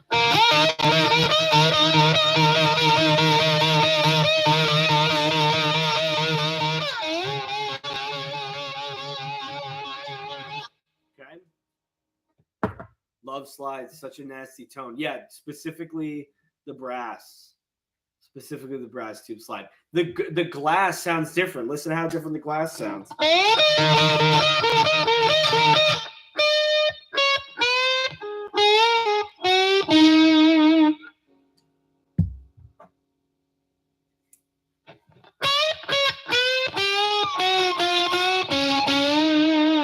It's scratchier on this one because it's metal on metal. Glass on metal, you can't hear the movement. Yeah. Yeah, brass is, there's something about a brass tube slide that's great. There's also stainless steel slides. There's imitation bone, imitation tusk, plastic, acrylic. I've seen stone slides before, like slides made out of basically like quartz. And that's why, yeah, there's different slide materials. Yeah, dude. Unfortunately, like there's some older slides that are made of like ivory or tusk. They're great collector's items, but it should be a reminder of a time when we did not understand the impact of what we were doing to these animals. You know, like you can't be killing things for fucking ivory anymore. You just can't do it. Like it's not like anybody that's doing that shit, you know, on the African continent, like fucking stop. Like stop. Like do anything else except that, you know, like please. We don't need ivory shit. Like we can make imitation ivory. Like we can do it. Like we can make, yeah. Yeah, well tortoise picks, like the design tortoise, right? It's meant to look like a tortoise shell. It was never really made out of tortoise shell, as far as I know. It could have been, but I don't think I've ever heard about picks being made out of tortoise shell. I mean, I use something called this is Tortex, right? It's like plastic. Specifically, I use the Dunlop Tortex 3s at 1 mil. That's like my new favorite pick. I've graduated from like I remember I used one type of pick for like 6 years, and then I was just like, fuck this pick. I don't want to use this pick anymore. And then I used another different type of pick for like 2 years, and now I'm on this pick. I've been playing this pick for probably like close to a year now. Not this exact one, but this style of pick. All right, so we end up having that. Let me groove to that. It's like because this next section is coming up, and it's like so good.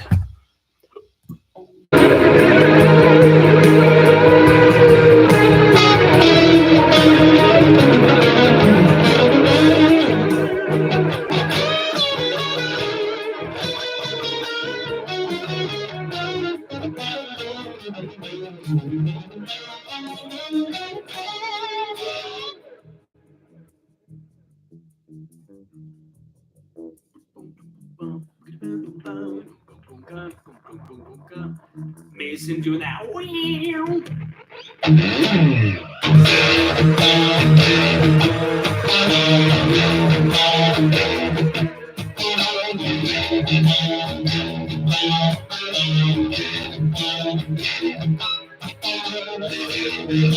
Nice.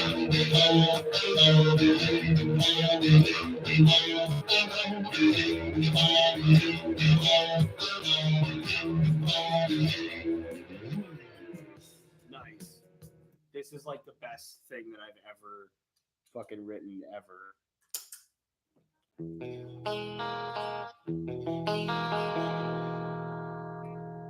So this is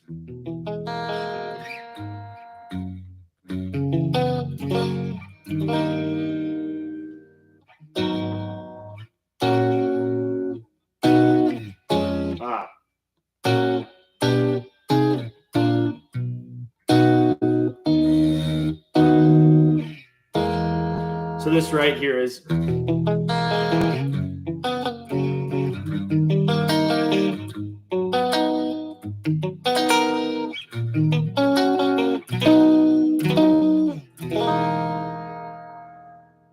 all right. Wait, what's wah? Wanted to know what effect they use at opening bass line. Oh, it's just okay, so fun fact. It's just the phase 90 pedal. I wouldn't recommend doing this because it's not good for mixing. It actually makes it impossible to mix. It's an MXR phase 90 on the bass, least rotary, like the lowest level of rotary. Like the phase 90 pedal is on and the knob is turned all the way to the left. So the phase is on, but it's that wow.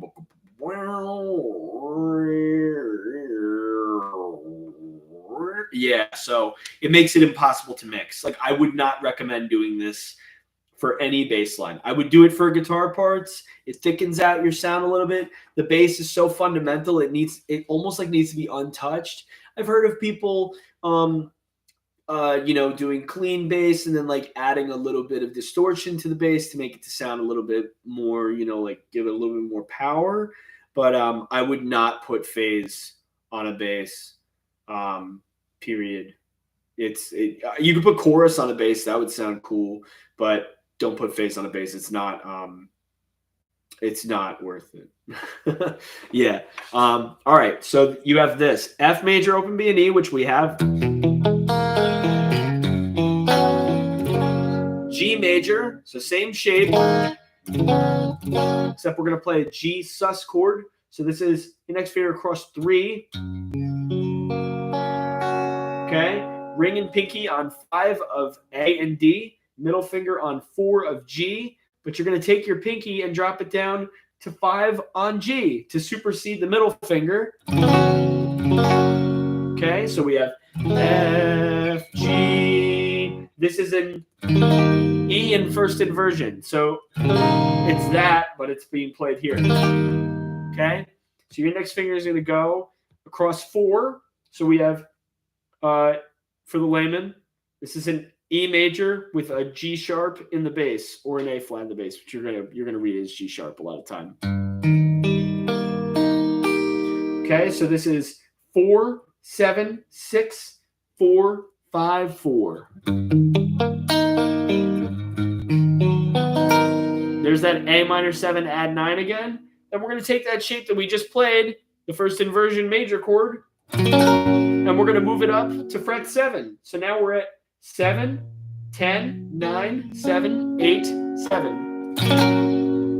To C. Then all you're going to do is take your index finger and you're going to play an open E, which is a first it's a first inversion C major chord. So C, C. Okay, so we have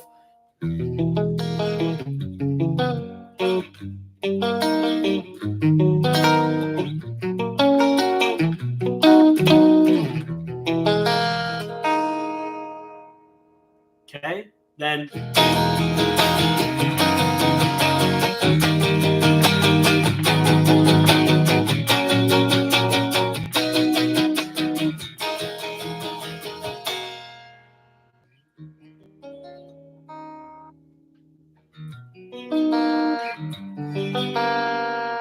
okay, that's your chords at the end, but everyone wants this. All right, everyone wants this bad boy. This is like the best solo that I've ever written, and it's so funny because it's like Ba, ba, ba-da-da, ba-da-da-da-da-da. It's like, how many times have I heard that? Like, how many times have I heard that shit? I've probably heard that in like 16 different Disney movies. It's a musical colloquialism. It's the bittersweet sound of the hero's dilemma. It really is. If you've ever watched something like Tall Tale, The Incredible Journey, which was a garbage Disney movie that my father absolutely loved, about Pecos Bill and John Henry and Paul Bunyan going on an adventure with this boy who doesn't want his father to sell the deed to his farm, and they go on this crazy journey to defeat this man J.P. Styles, who's like buying up all the land in Paradise Valley. It's fucking crazy. It's an awesome movie. It's great 90s movie. Patrick Swayze is Pecos Bill. It's fucking awesome. It's like one of the best like kid westerns that I've seen. It's sick, man. I know every word to that movie, and that like it's not a good movie. People hate it, but it's a kids movie. So like my dad loved it. He loved westerns his whole life. So when I was writing this solo, I was thinking of that movie. You also got to remember that like I wrote this in 2020, and I wrote it like shortly after July, and my father had passed in July of 2018. So like I'm sure subconsciously I was like kind of processing that, and I was like, oh, you know what you would really like? You would really like if I like wrote the solo like this. All right, yeah, like yeah, it's gonna be okay. All right, thanks, Dad. So it goes like this.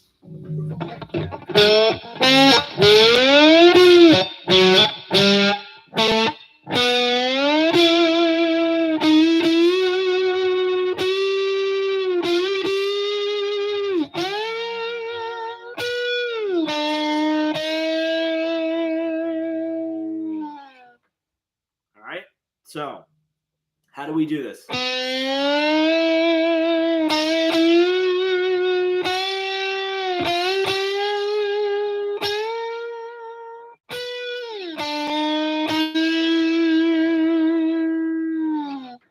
It's the B. It's all the B string, okay? Here's how we get it to sound good. Kill the tone knob. Or you're going to slide from 1 to 6 on the B string. 5, 6, 8.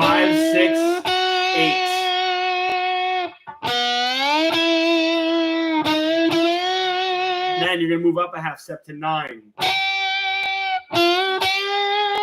This is 9, 7, 9, 10. Then 12, 10, 12, 13. Slide all the way down to 5. 6. Fall off. Here's how it goes. I'll also I'll throw in a little something special too.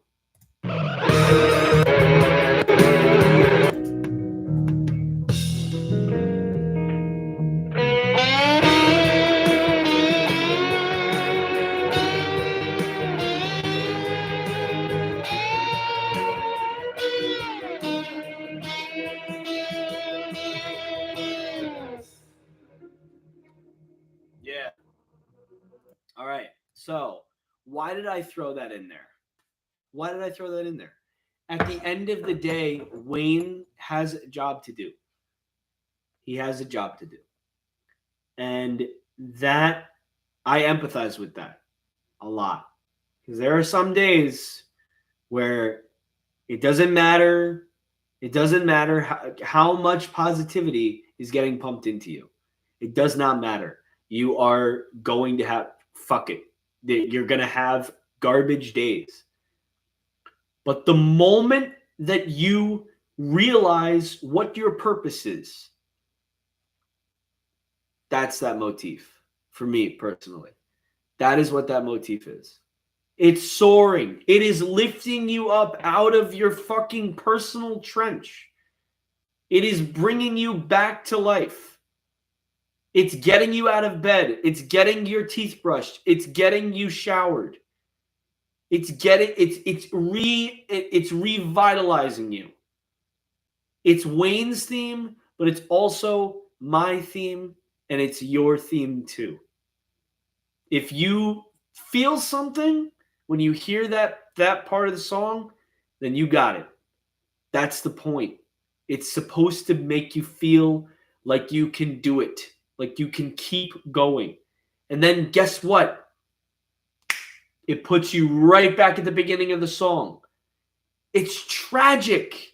It's fucking tragic. It gives you this beautiful moment, and then it puts you back in the shit. And that's when we realize that we are empathizing with Wayne, and then we are feeling very bad for Wayne. It's an endless cycle. He has to deal with this shit every day for however long until it's done, until there's nothing left to do. At least between Hylics 1 and Hylics 2, which is what I was writing for. Not like writing for between Hylics 1 and Hylics 2, but I was trying to capture the day-to-day life of Hylics 2 as we know it. And it's just a reality. You know, it's a reality because we all attach meaning to the game. It's not real, but it is real. There's a point to it. Mason has said to me before that there are some days as an artist where he just feels like yeah, nothing that I made was good today. And I say like, hey, can you send me some stuff? He's like, yeah, I'll send you some stuff. And then he sends me stuff. I'm like, man, come on, get your head out of your ass. That's amazing. That's amazing. I'm like, yeah, anytime. Send me whatever. And I'm the same way. I'm just like, I like this, but I'm not really sure about it. Like I'm out of my own way. But like I don't know how I feel about this one yet. Because when you make so much, it's like you're like, is this working? Is this not working? Like, are we speculating? Are we hitting the nail right on the head of the nail first time through? Or are we bending it and then we got to bend it a little bit this way, a little bit that way, and then get it in? How are we doing? Mason and I send stuff to each other all the time. He sends shit to me that people like all the stuff that you guys see in posts on Twitter. I saw 8 weeks ago and have been studying the movements, all that shit. It's I'm so sorry, Liminal Hunt. That's man, like you can watch it. It's great. We're having a lot of fun in this stream. Not to say like my stream is great, but like it's been a lot of fun. We're gonna get to the bass in a second, but Mason isn't the only person for that. I have to thank the Flipside team, and I have to thank all the fans for being so fucking cool when I share shit that I'm not really supposed to share. Like I send stuff. I do the I mean what thing, like I always just try and keep people engaged. But it's also a way for me to kind of like validate, like, am I doing okay? Like, do these people think I'm doing okay? I feel like I'm doing okay today, but does everyone else think I'm doing okay? It's a poison. It's a poison that we all have to deal with. You have to be in love with your own art, like, period. The warts and all. You have to be in love with it. Because if you're not, then you're going to have a problem. You have to just learn to love your art and love yourself through your art. But it's okay to have moments of weakness. Mason has them. I have them. You know who's fucking awesome at giving me constructive criticism and feedback? Vinny. God damn. It was so cool. We sat in a car. We sat in my car. We were looking at like this bridge. It's one of the bridges on Staten Island. I can't. It was the Verrazano. It's the Verrazano Bridge, and we were at this like beach. He like took me to this beach. but it's like not really a beach. It's like you could go there, I guess, but like it was a beach area with some restaurants and stuff. We parked my car. He's like, yeah, I just wanted to like take you here because like I like to sometimes like drive here. You know, like this is like one of my spots. Not to like give away like parts of his life, but like, you know, he took the time to take me to this place that was like special to him. And it was like two dudes chilling in my car. That's it. We chilled, showed him all of the music that I've written for all of these games with Mason's permission and with the permission of the folks that I'm working on Flipside with. And that dude was just like, this is like one of the most special moments ever. He's like, this is so good. Like, I'm so excited to be hearing this. And like, you were really like, you like Hylics 2 was awesome.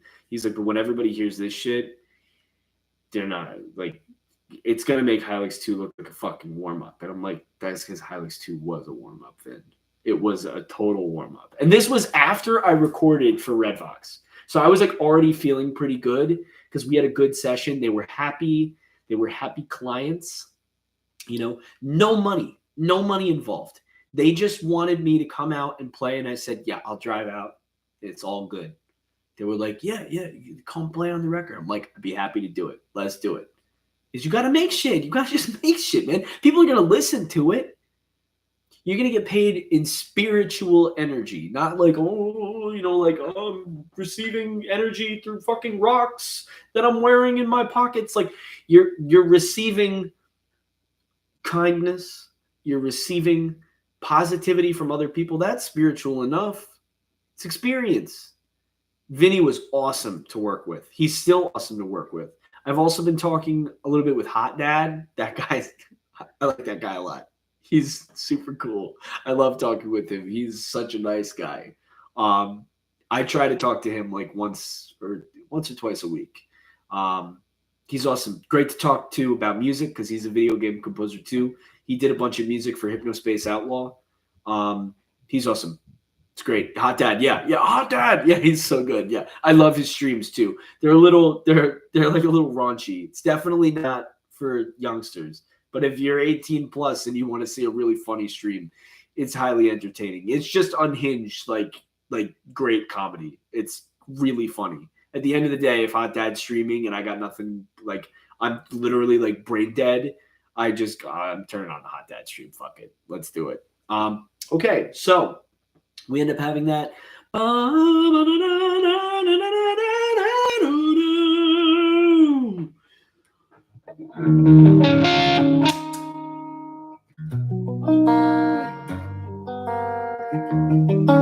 Back in it.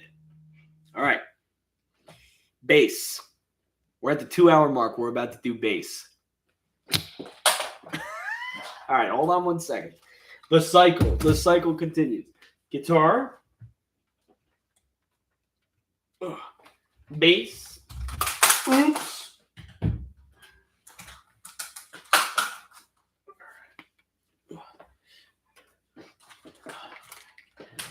All right, so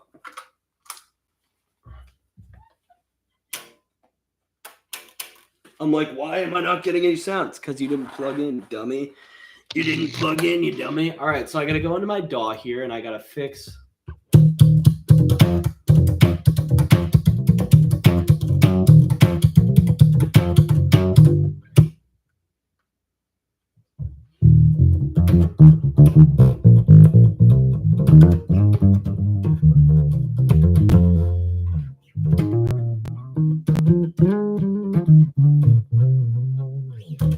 Okay. Wheedly. All right, so bass. Oh, the zebra or the guitar strap. How much guitar skill? Oh, a lot. But okay, so it's all about fretboard, right? But like playing bass is way different animal. It's like the difference between driving a it's like the difference between driving a compact car, right? Like maybe like a 2-door, right? Like a coupe. And like driving like a truck. like driving like a Ford, like F-150 or some shit. It's much bigger. You're playing. I have the same question but reversed. How much bass skill transfers to guitar? So unfortunately, if you play bass, it's less chordal, and so when you go to play guitar, you're not like you can. I mean, like there's not really a lot of chordal playing on bass. So playing different chordal shapes on guitar, it translates over to bass really well because you know single notes. And if you play melodically at all in guitar, you can just transfer it over to bass. Guitar to bass is easier than bass to guitar. Way easier. But bass is like a different animal. If you're used to playing guitar, you got to develop chops for bass. So like, you know, you have to learn how to slap, you have to learn how to pluck. You can play with a pick, but it's not the same thing. I love that.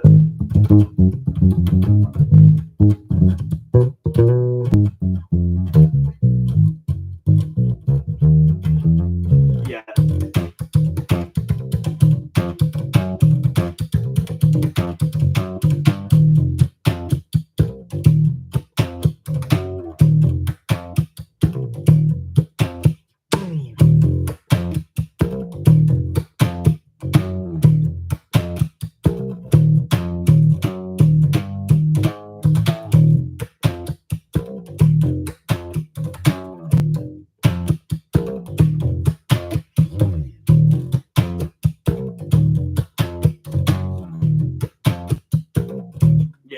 It's all about the vibe, but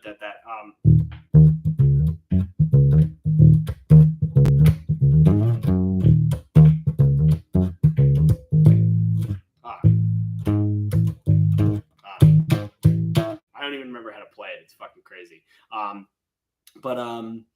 Here's how the bass part goes for Endless Cycle. It's actually really, really similar. We're following same notes and everything, but the vibe is a little bit different. It's a lot of like ones to ones and fives. So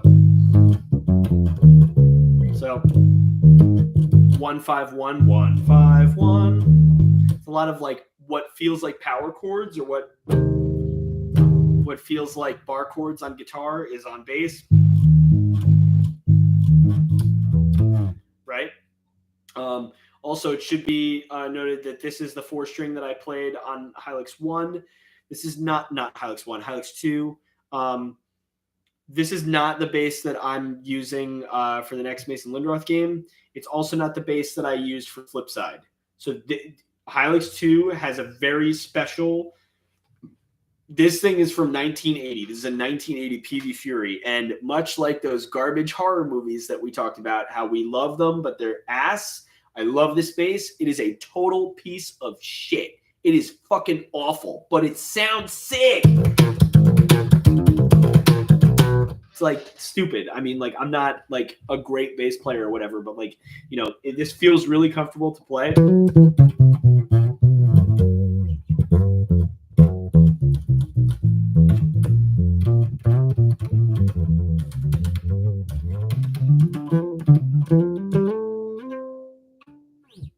Just feels like a guitar. The neck is thinner than my guitar. It's a super thin neck. Like I don't know how I'm even playing it as a bass, but it kind of feels like a toy. Super cool. All right, here's how it goes from the beginning. The bass. So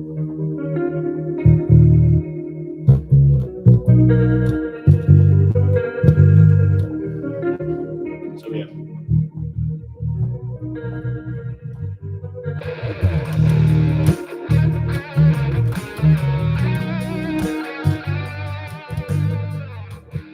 So we've got this. So we've got this nice little bass line. So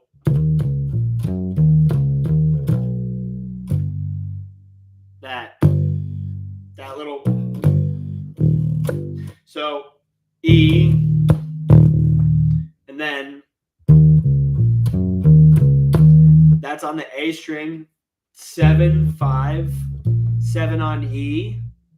Also, bass guitar, E, A, D, G, thickest to thinnest, E, A, D, G, much like guitar, which is E, A, D, G, B, E. Yes, the bass is also in E flat standard tuning. Should have said that. That's my bad.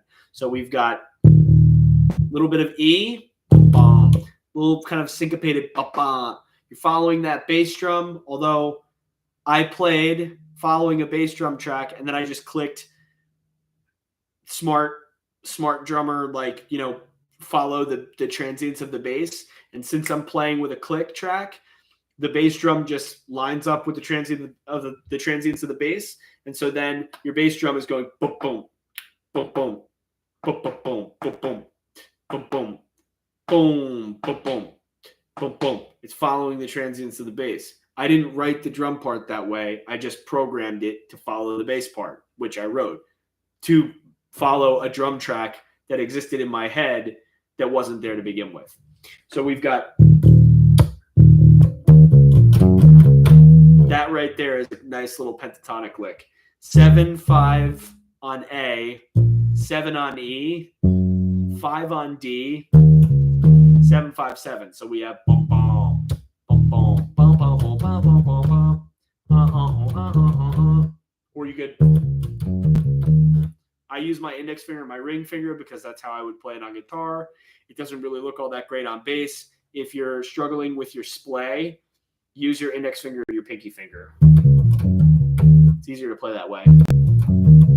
Then you got to get that. Bend that string, baby. These strings are also over 10 years old. They're going to be 10. Well, they're going to be 10 years old this coming year. In like March. I've never changed the strings on this bass after I got it set up in 2013. It's not necessary.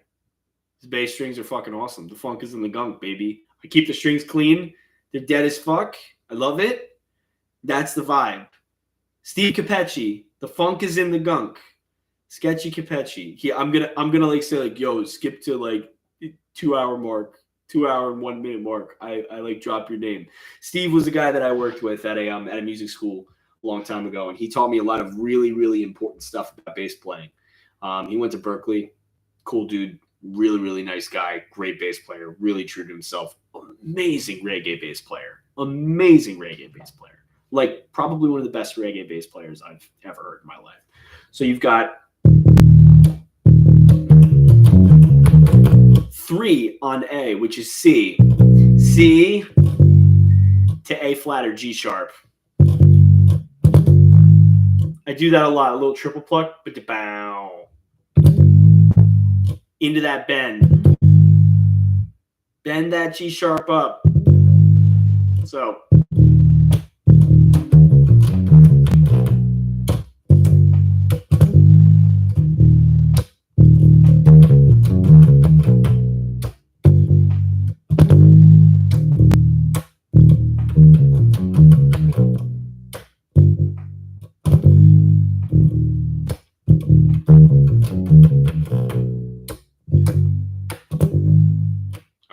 And then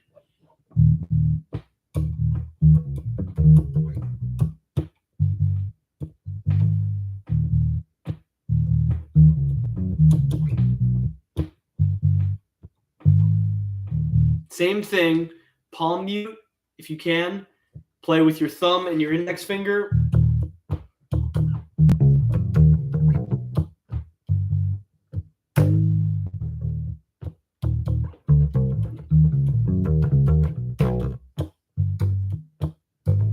You can even play with a pick at this point if you want.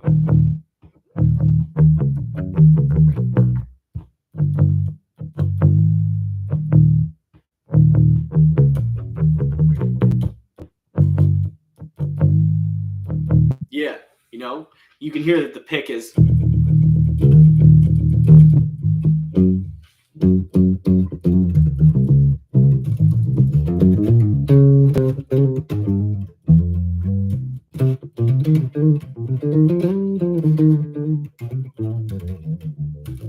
You can play a lot faster with a pick, but it just doesn't sound like a bass. It sounds like you're playing a guitar that is. I mean, bass is guitar, but it just sounds like you're playing guitar and it's super low. If you want to play something like that, buy a baritone guitar.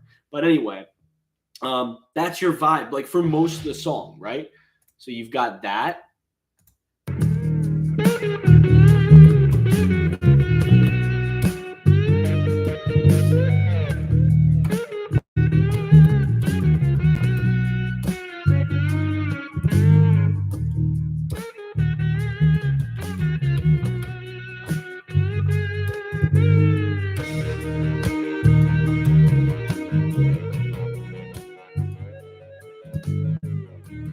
So really, it's just playing that same vibe with varying degrees of intensity. Playing it quiet, playing it piano, right? Playing it softly, but keeping that intensity. And then when the song volume and intensity increases, you increase your intensity in your playing. React to the song. Don't overblow it, but if you feel like you must, then you must. Why not? It's your interpretation of the piece. Go for it. I'm not gonna chastise you for playing it one way or another. I've heard great covers of my music, and I've heard not great covers of my music, and I think they're all unique, and they're all up to the interpretation of the player. My kid is awake, but I can't go up and help. It's such a bummer. Okay. Anyway, we have that, right? And then we go into the pre-chorus. Guess what the pre-chorus is?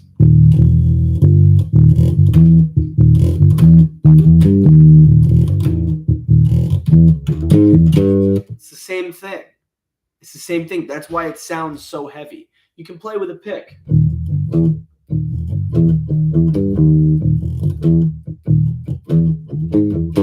Same exact thing. So if you want, I'll go over it again for the people that are interested in the bass part, but it's the same as the guitar part.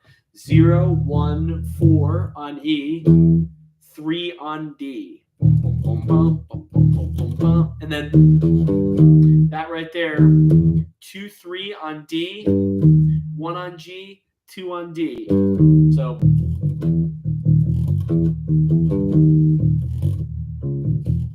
and then that right there is 0, 2, 3. Hammer on, double hammer. And then so that right there is 2 on G, 3 on D, 1 on G. It goes like this.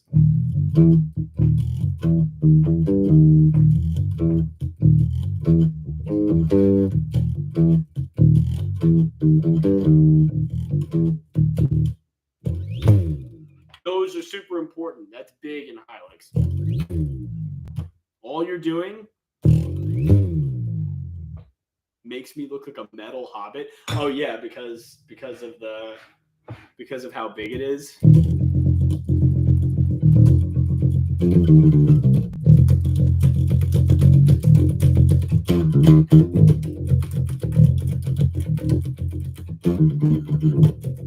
Yeah, it's just like nuts. It's like a crazy instrument. It feels like a guitar, but it's like a bigger instrument. So we've got that, right?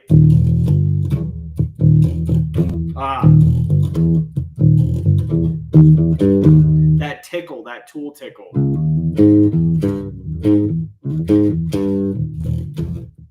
With that slide. All right, so how do we get that slide? Pressure consistency. That's it. Press down. Get ready to drag your finger. Get ready to drag your finger across the string. I'm pressing down. And I haven't stopped pressing. Okay? Then, let's see if I have this part.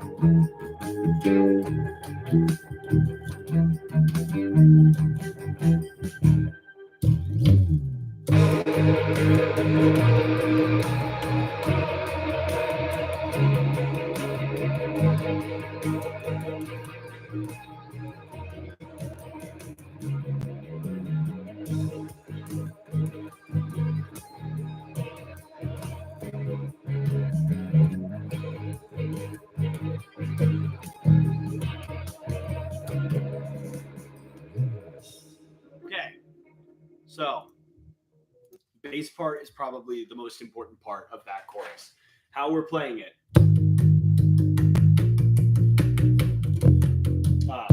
So, I was playing it wrong the whole time. Fuck me. Okay, so 5, 7, 8. Now, why am I choosing 5, 7, 8 rather than 0, 2, 3 on A? They're the same notes. Dude, 5, 7, 8 on A sounds juicier.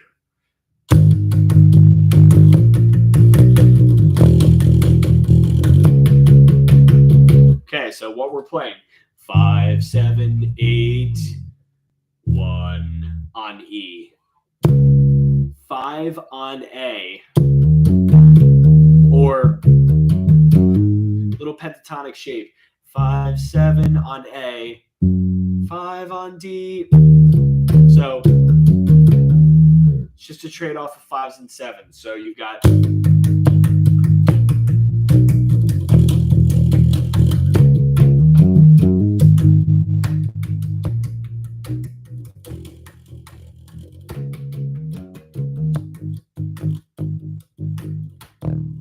that E is super important.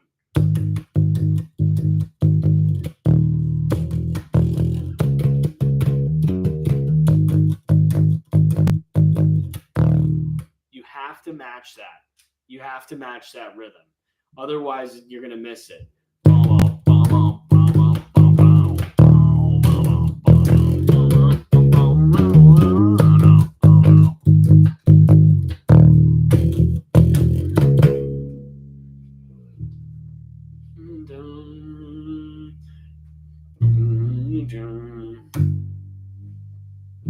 Okay, that.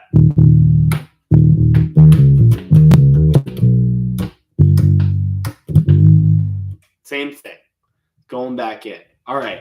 Then, literally, all I did is I played the bass line, and then I liked the way I played it the first time, like in the verse. I lifted it and I put it in the second verse. Because if you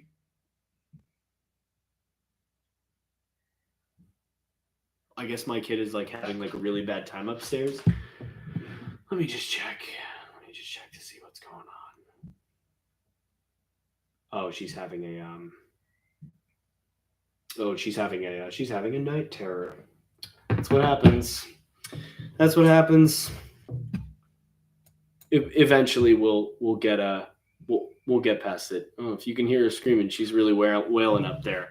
My kid has frequent night terrors, and it's just like, chill out, grow it. But it stinks. You have a screaming kid in the middle of the night, and like she's not reachable.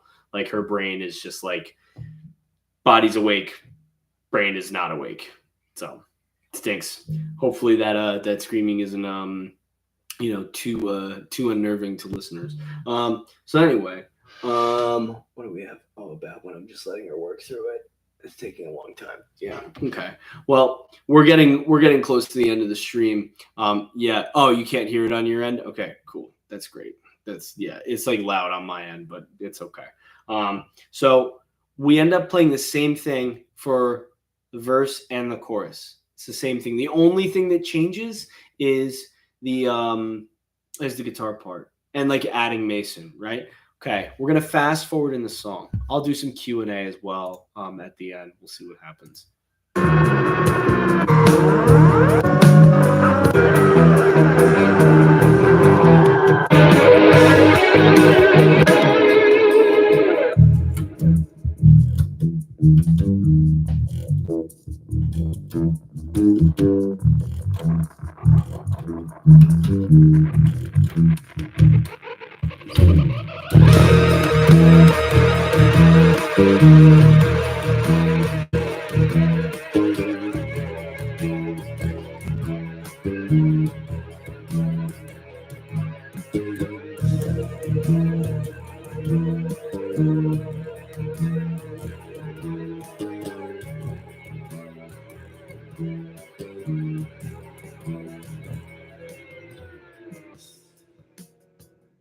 Okay, so it's the same exact thing.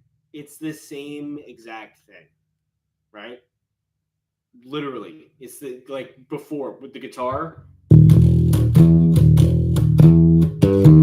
It's just that variation. You're matching the guitar. That whole thing with power unison,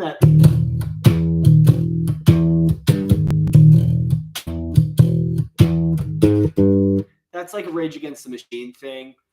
That was like a really big thing that I would do when I was younger, is like quote Rage Against the Machine, like a lot in my music. And like I'm still like it's 90s stuff, so hopefully that runoff doesn't really feel all that weird. It feels fine to me, but some people feel like, you know, like, oh, this is really bizarre to be hearing, you know, like especially now, like it's 2022, about to be 2023. You know, they have lyrics that say moving to 92, still in a room without a view. They're talking about 1992, and it's just like, Jesus. So same exact thing as the guitar part. That so that 0 1 0 3 0 1 0 3 0 1 is happening on E, then the 0 is happening on E again, 3 on A, that 1 2, 1 on G, 2 on D, then that trill G, 2 1, 2 to 1 trill, okay, or 1 to 2 trill rather.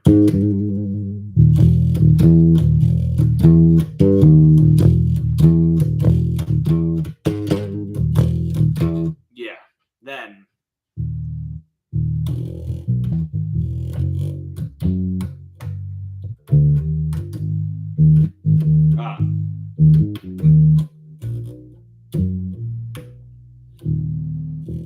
so this is actually really important because the bass line is its own melody here. So we have, so that right there is 1 3 3. When we get that, the before that big soaring guitar part, the kind of like happy, oh, we're coming back to life thing, only to get dropped back into the tragedy of it all. We have this is a really common 1 5 1. That's not the fret numbers. The 1 5 1 is like the shape. So you have a root note or a 1, then the fifth of it, and then the 1 on top of the next pitch class. So 1 2 3 4 5 6 7 1. So this is an F 1 5 1. I love how that like F rattles. You can kind of hear it rattle a little bit. It's buzzy. Like, I'll never fix it. I kind of love it. So we have 1 3 1 3. I'm sorry, 1 3 3 3 1. So that's 1 on the E string, which is F, the C, which is 3 on A, and then F on the D string, which is 3. Move up to G, which is 3 on E. Okay, this is 3 5 5. So then this right here, we're playing that first inversion chord. We're literally just following the chords in the guitar. Okay, so this is 4 on E, which is A flat. And this is E on A, which is fret 7. 4 7. Move up to 5 on the E string. That's such a cool part. I love that trade-off. So you have this right here. 5 7 7. Move it down to 5 on D. 7 on A. Then 7 on E. First inversion. Okay, so this is 7 on E and then 10 on A. Up to 8 on E. Open on E. What is that from?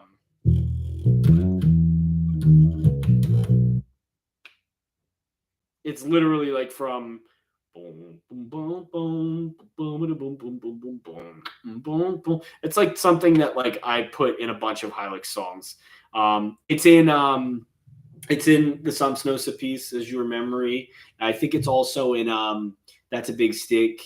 I think it's also in Look My Fly Now. It's in everything. It's just an omnipresent motif. So we have F, G, E in first inversion, and then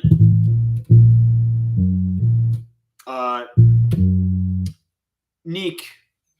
Be good. Thank you for coming.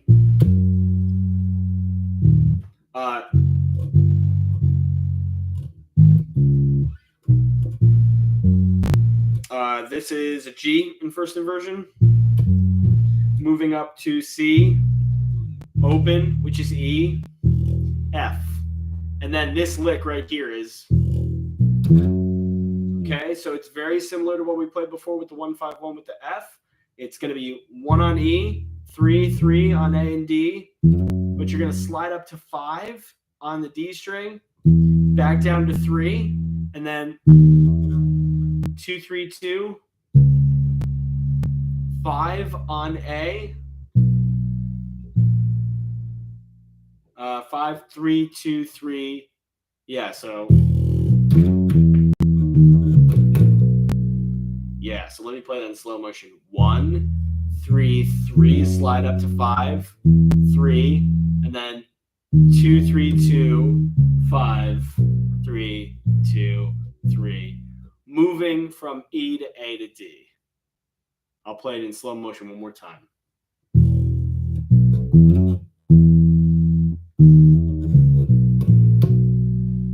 Then we have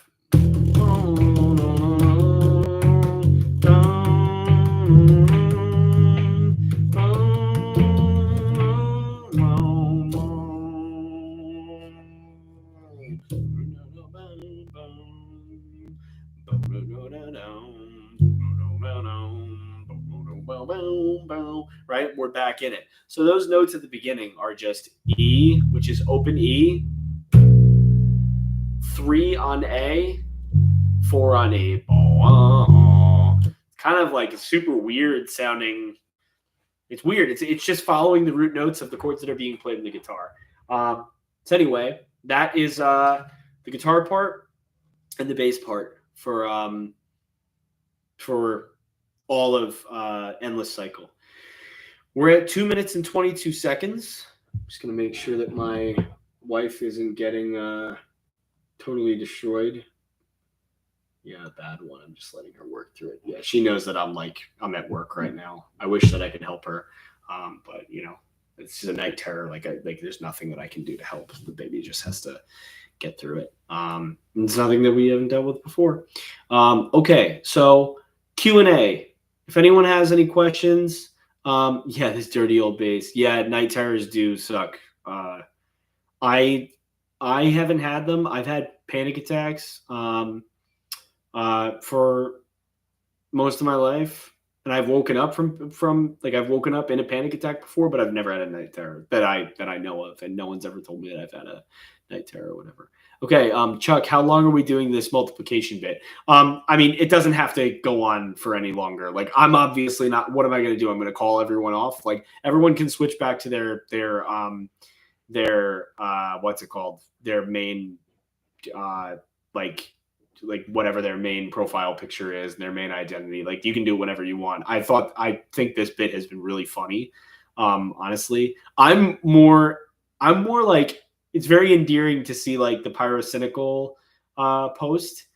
And then I just made a passive aggressive comment about how he's stolen my music, and whether you realize it or not, right? Like, you stole the music. Like, whoever your editor is, used the music and didn't credit me, or you stole it and put it in and you didn't credit me, and that's fine. Like, it's okay. Like, I was a kid in the 90s and downloaded music off of LimeWire and Kazaa and Napster and shit. Like, I get it. Like, I fucking get it. It's fine. But I'm alive and I'm a real person, and I found out because someone contacted me. I don't even remember who it is that contacted me. It was somebody that contacted me. It was like, hey, I watched this pyrocynical video and I recognized your music. And then this isn't the first time that he's used it. He's used it in a bunch. And I'm just like, that fucking kind of sucks. Because this dude has like almost over 4 million followers on YouTube. And like can't be bothered with crediting the composer for like, you used it for like 30 seconds. You can't be bothered? All right. That says nothing about me. That says nothing about me, dude. It says everything about the type of person and the type of ship that you run. If I used somebody else's shit, you can guarantee that I am fucking crediting them. Even if it's like some dumbass, like art that somebody made. If I don't remember who made it and I just have this art or whatever, I'll post it and say, like, I cannot remember for the life of me who sent me this. It was really funny. If you recognize this and have the original, please sound off in the comments. It's not mine, but it's hilarious. That's how I would go about that. The music had to come from somewhere. You didn't download it off of a free Malaysian bootleg website. And if you did, you got caught. You got caught. So you could do the right thing. I didn't think that I was going to be talking about this shit. I feel like I kind of like made peace with the fact that like this guy is never going to fucking credit me. And like, I don't care because the game's out for 2 years and I got 1 million listens on Xeno Arcadia. Listen, that's nothing comparatively. I'm not like, oh, I got 1 million views. Do you have any idea how exciting that is for a person like me to get a fucking 1 million views on anything? I've been working my dick off my whole life. My whole life, I've been struggling to get anybody to listen to my shit. And finally, I get people to listen to music that, he who cool video game music about he who clay people. Fine. That's great. I'm already excited. I'm already happy. But at least show some goddamn decorum, brother. Show some goddamn decorum. It's not difficult. It's not going to boost people's knowledge of me. It's not. But I'm older than this person. I'm older than this person. Pyrocynical is in their 20s, right? This kid's in his 20s. He's a kid. He's a child. Learn from me. Trust me. Fucking somebody sees that you're doing some shit. You're surrounded by yes people because you've got 1 million bajillion followers on YouTube. YouTube's going to protect you at all costs. It's corrupt. It's corrupt as fuck. That means that you could quite literally steal anything from anybody, and then somebody flags you, and YouTube's not going to do shit. So what are you doing?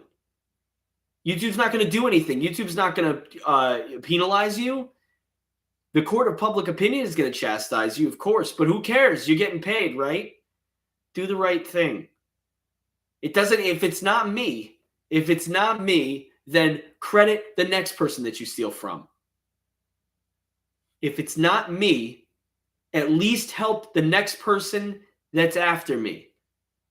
Because this shit is damaging to any artist at any level. And this is hardly worse. Oh boy.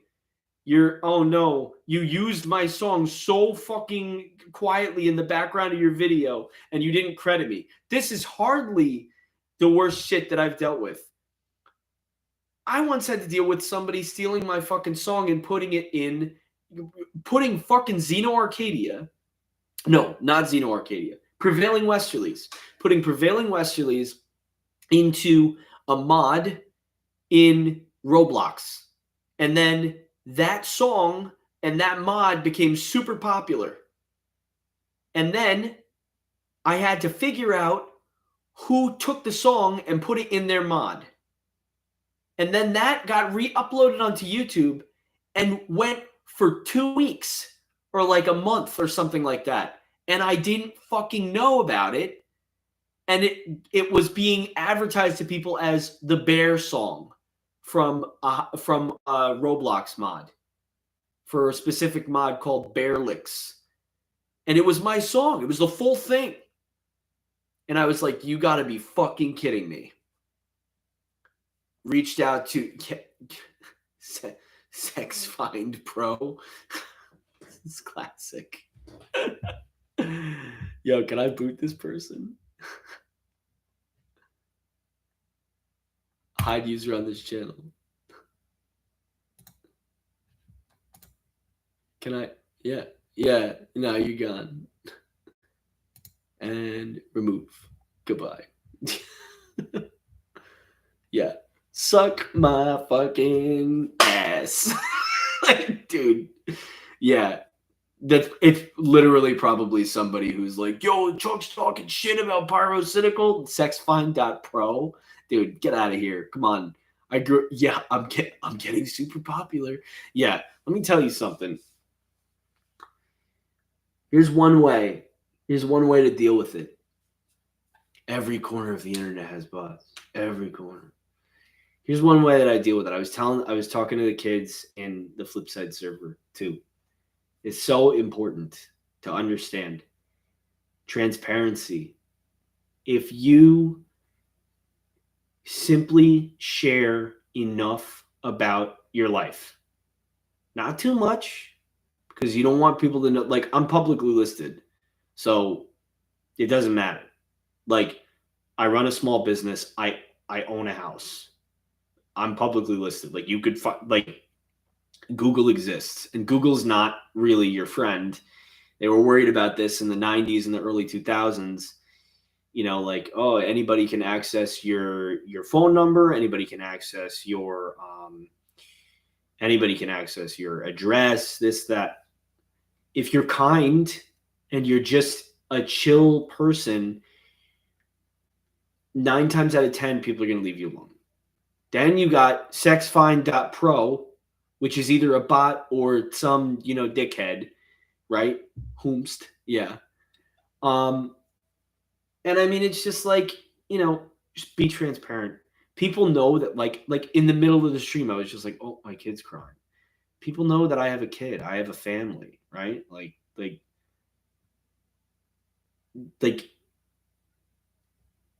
I'm a real person. So when I feel like something like that, something like my music getting stolen is affecting me, it's not just affecting me. Those views that were taken affected Mason, who's, I mean, for all intents and purposes, like, he's not my blood brother. I do know his brother. His brother's a great dude. We're all in the family together, right? But like, Mason's like my boy, dude. Like, he's awesome. He's a good dude, and there's really nothing that I wouldn't do for him. Like, he's a great friend. He is like my bro, right? And I have a brother who I would do anything for. But Mason's like, I've got some serious fucking love for that dude. He's a great friend. He's awesome to work with. So when this shit happens, I turn into like a protective, like, like a little, Papa Bear protecty pants or whatever you want to call it. That's just what happens. Somebody starts fucking with your art, with your money, you get shitty about it. I'm not saying that, like, oh, I care about money. I care about decorum. Because if it's not me, it's going to be another small artist that is making less, making more music and making less spiritual points or money or influencing less people. And then they're getting their shit stolen to be in a pyrocynical video, or they're getting their shit stolen to be in a mod on a Roblox game.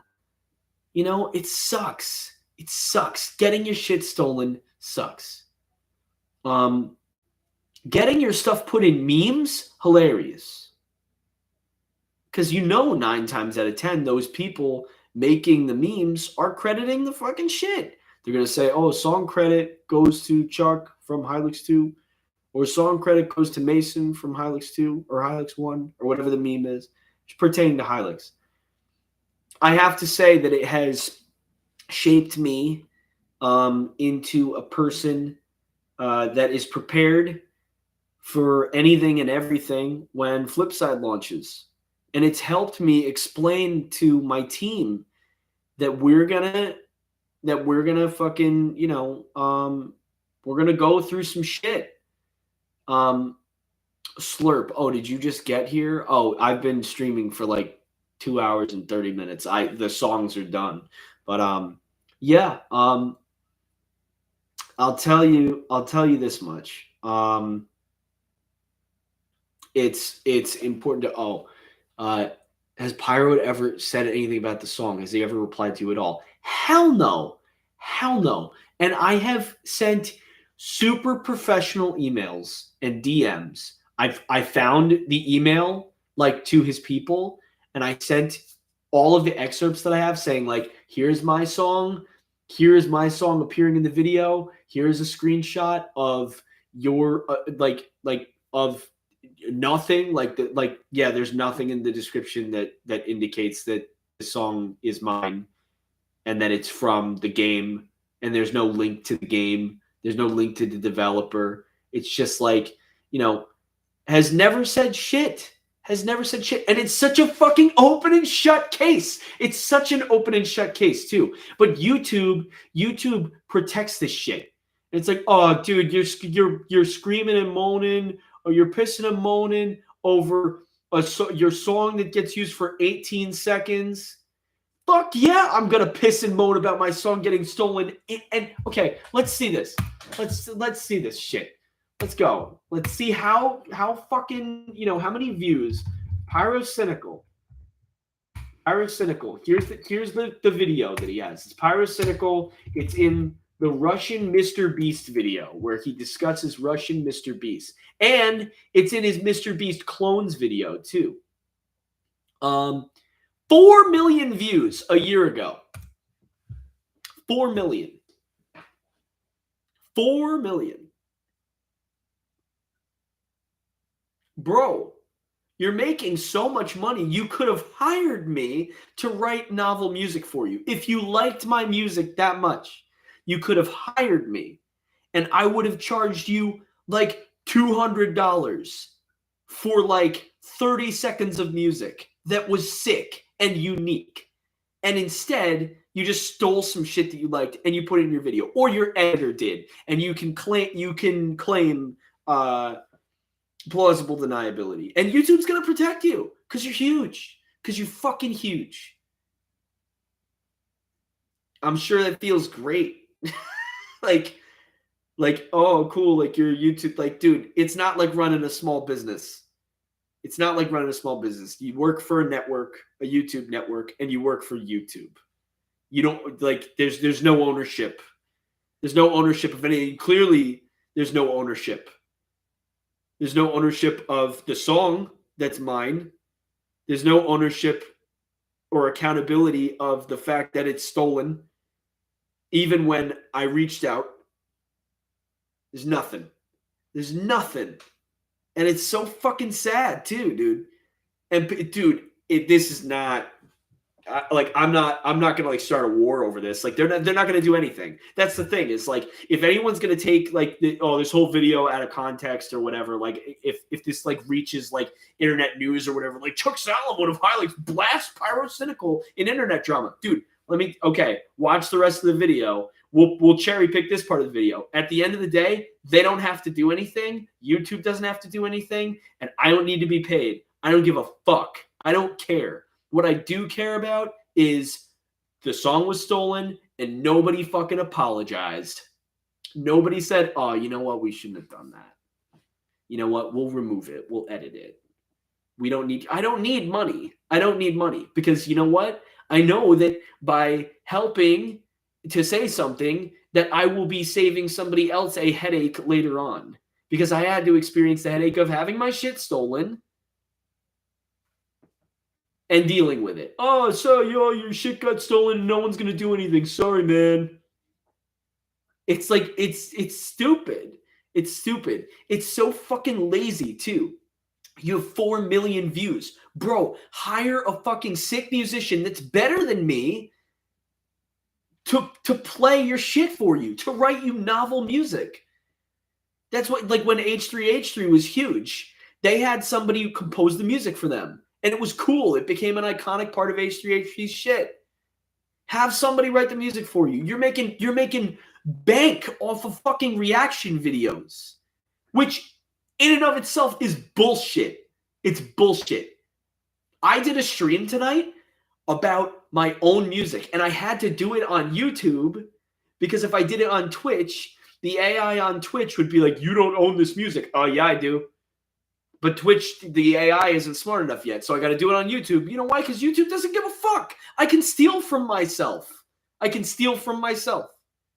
But I know it's mine because I wrote it, and my name is on it, and it's copyrighted through the United States Copyright Office. And I don't know how they do it over the UK. I don't know how they do it. But if you're going to steal shit, guess what? Then that says a lot about you or a lot about your team. And if you care about it, if anybody cares about it, it doesn't have to be pyrocynical. This is to anybody that fucking steals shit. If you care about that, if you care about decorum and care about how people see you and how people view you and how people think about you, show some fucking decorum. Yeah, Pyro's editor should be instructed to do it. He should know it's important considering he's been through this problem before. Yeah, I'm not the only one. That's the thing. I'm making it sound like I'm the only one. There are thousands of people that this motherfucker steals from. Thousands. And it's so sad. It's so fucking sad. It's so weak, dude. You're making reaction videos. Number one. Okay. All right. Okay. Let's break it down for a second. Oh, and I'm taking this shit off. Give me a second. Fuck.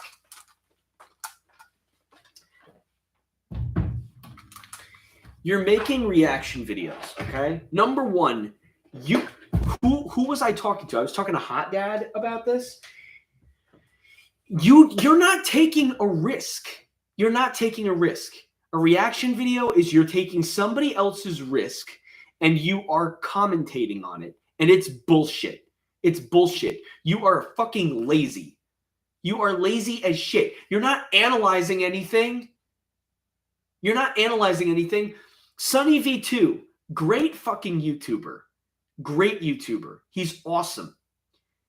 That guy, everyone's like, oh yeah, he's a reaction channel. No, dude, it's full-blown analysis with fucking tons and tons and tons of data showing like, you know, the arcs of like this is when this YouTuber got popular and this is their downfall and here's why. And we reached out. This news organization reported this and that and the other thing. It's like news. It's like fucking news, right? It's got intention. It's an analysis. It's understanding why something happened. It's understanding, you know, like it's reacting to something, but it's reacting to something with integrity. It's journalism. These reaction videos are not journalistic in nature. It's lazy as fuck. It's so lazy. And everyone's like, oh, dude, you know, like, well, I mean, how could you say that? Because like Markiplier's a reaction guy and he's fucking awesome. Yeah, Markiplier is awesome because he's a comedian. He's hilarious as shit. Dude, Charlie White, fucking Penguin Zero, right? Moist Critical. I fucking love Charlie. He does reaction videos. He's a comedian. He also does anti-reaction. He makes fun of the reaction videos. That's hilarious. These people where you can see in their heart of hearts, you can see that they are straight up fucking, you know, yeah, oh, this was supposed to be Q&A. Yeah, dude, well, ask questions. Ask some fucking, God, it's about respect. But if Big Corpo gets 10 seconds of pop song, yeah, of course, yeah. All right, okay, you know what? You're right. I'm going to shut the fuck up. Pyrocynical stole my shit. I'm a little salty about it. I don't give a fuck, though. I don't want to get paid. I just want somebody to reach out to me and be like, we're sorry we stole your song, bro. Okay, cool. Thanks, man. All right, existential Q&A. Chuck, if you've had to collab with any musician in history, dead or alive, who would it be? Frank Zappa. Would have loved to collaborate with him. I cried for like 3 days when Chick Corea died this past year.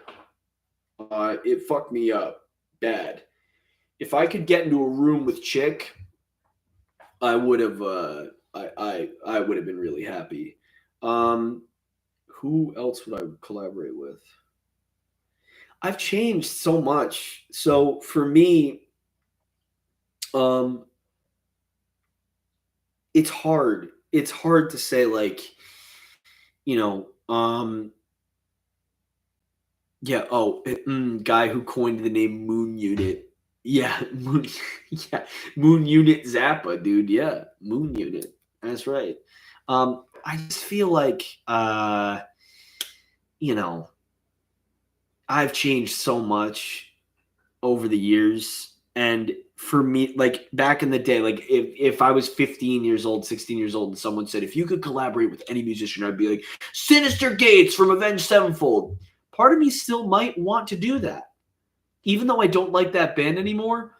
Sinister Gates is a great fucking gypsy jazz player because he developed him to. I mean, he always was.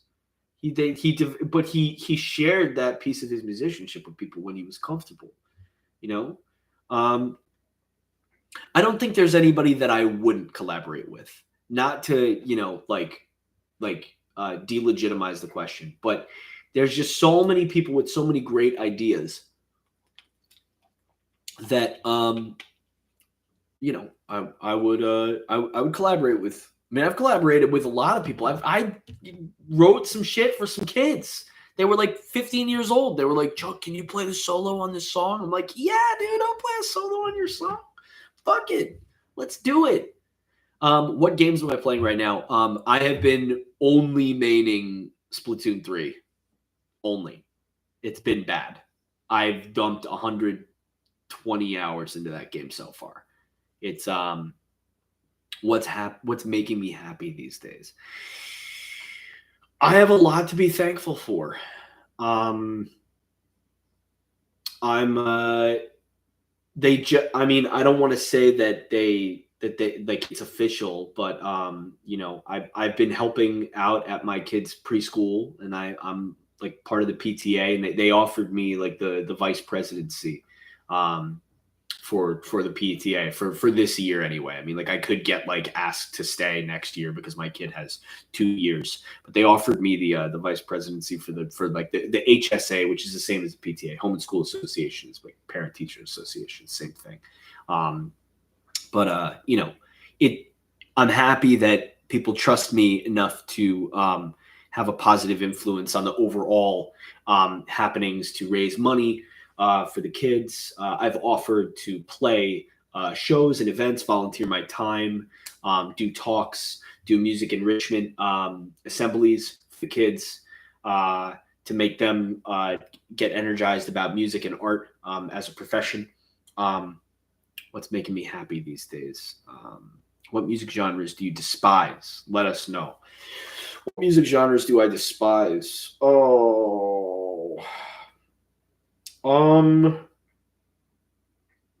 I feel like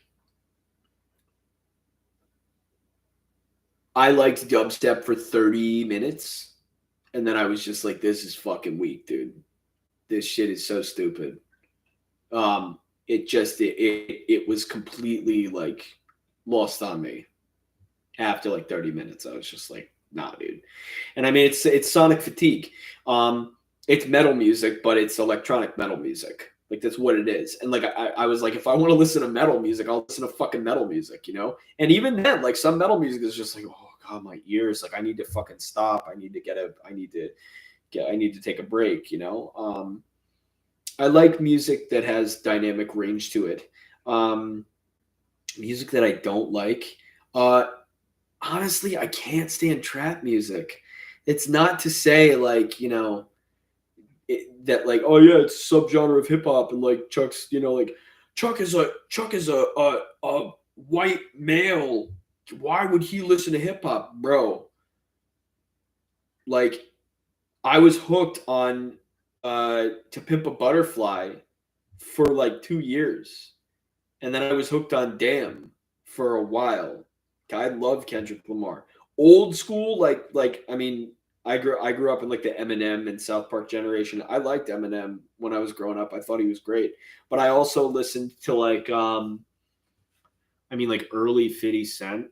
Early. Dude, when Coolio died, my fucking brain was hurting. When Coolio died, that motherfucker was cool as shit. His name was Coolio.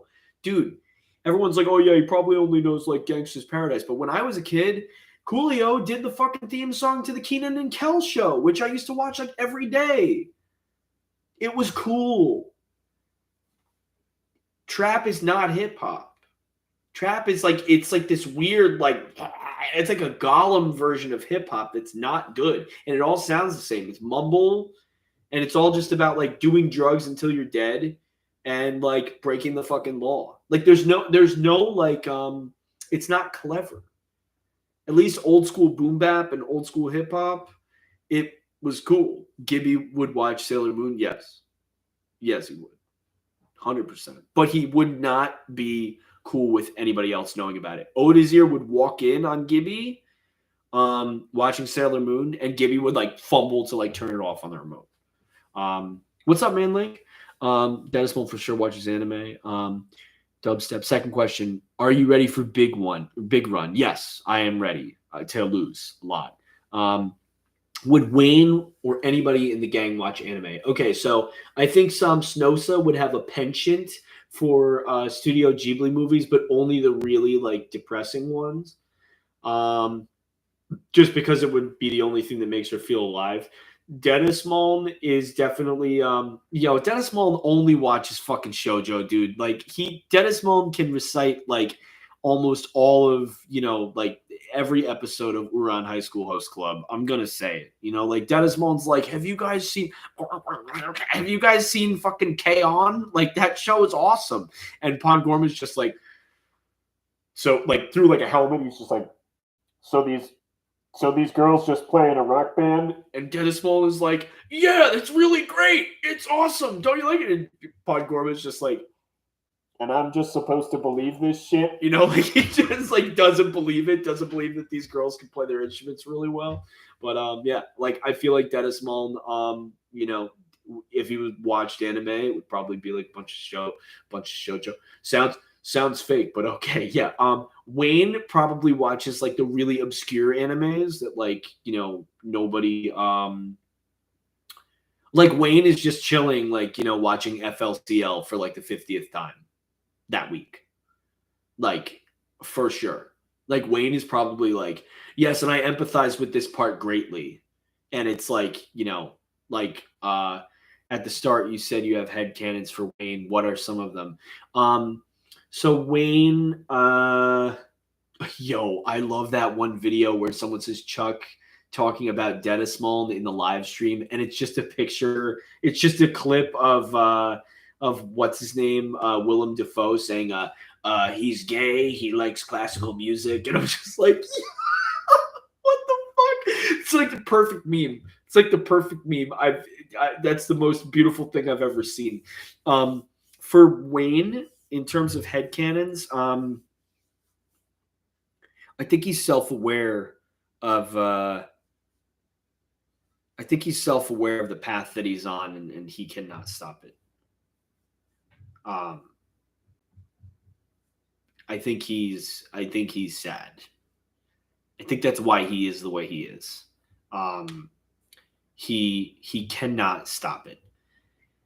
Whatever it is, he can't stop it. Yeah, defined FLCL phase. Yeah, dude, Wayne's still in the FLCL phase. It hasn't stopped. Well, let me fix this. Like, I got it. Okay, cool. So, Wayne, he's an interesting guy.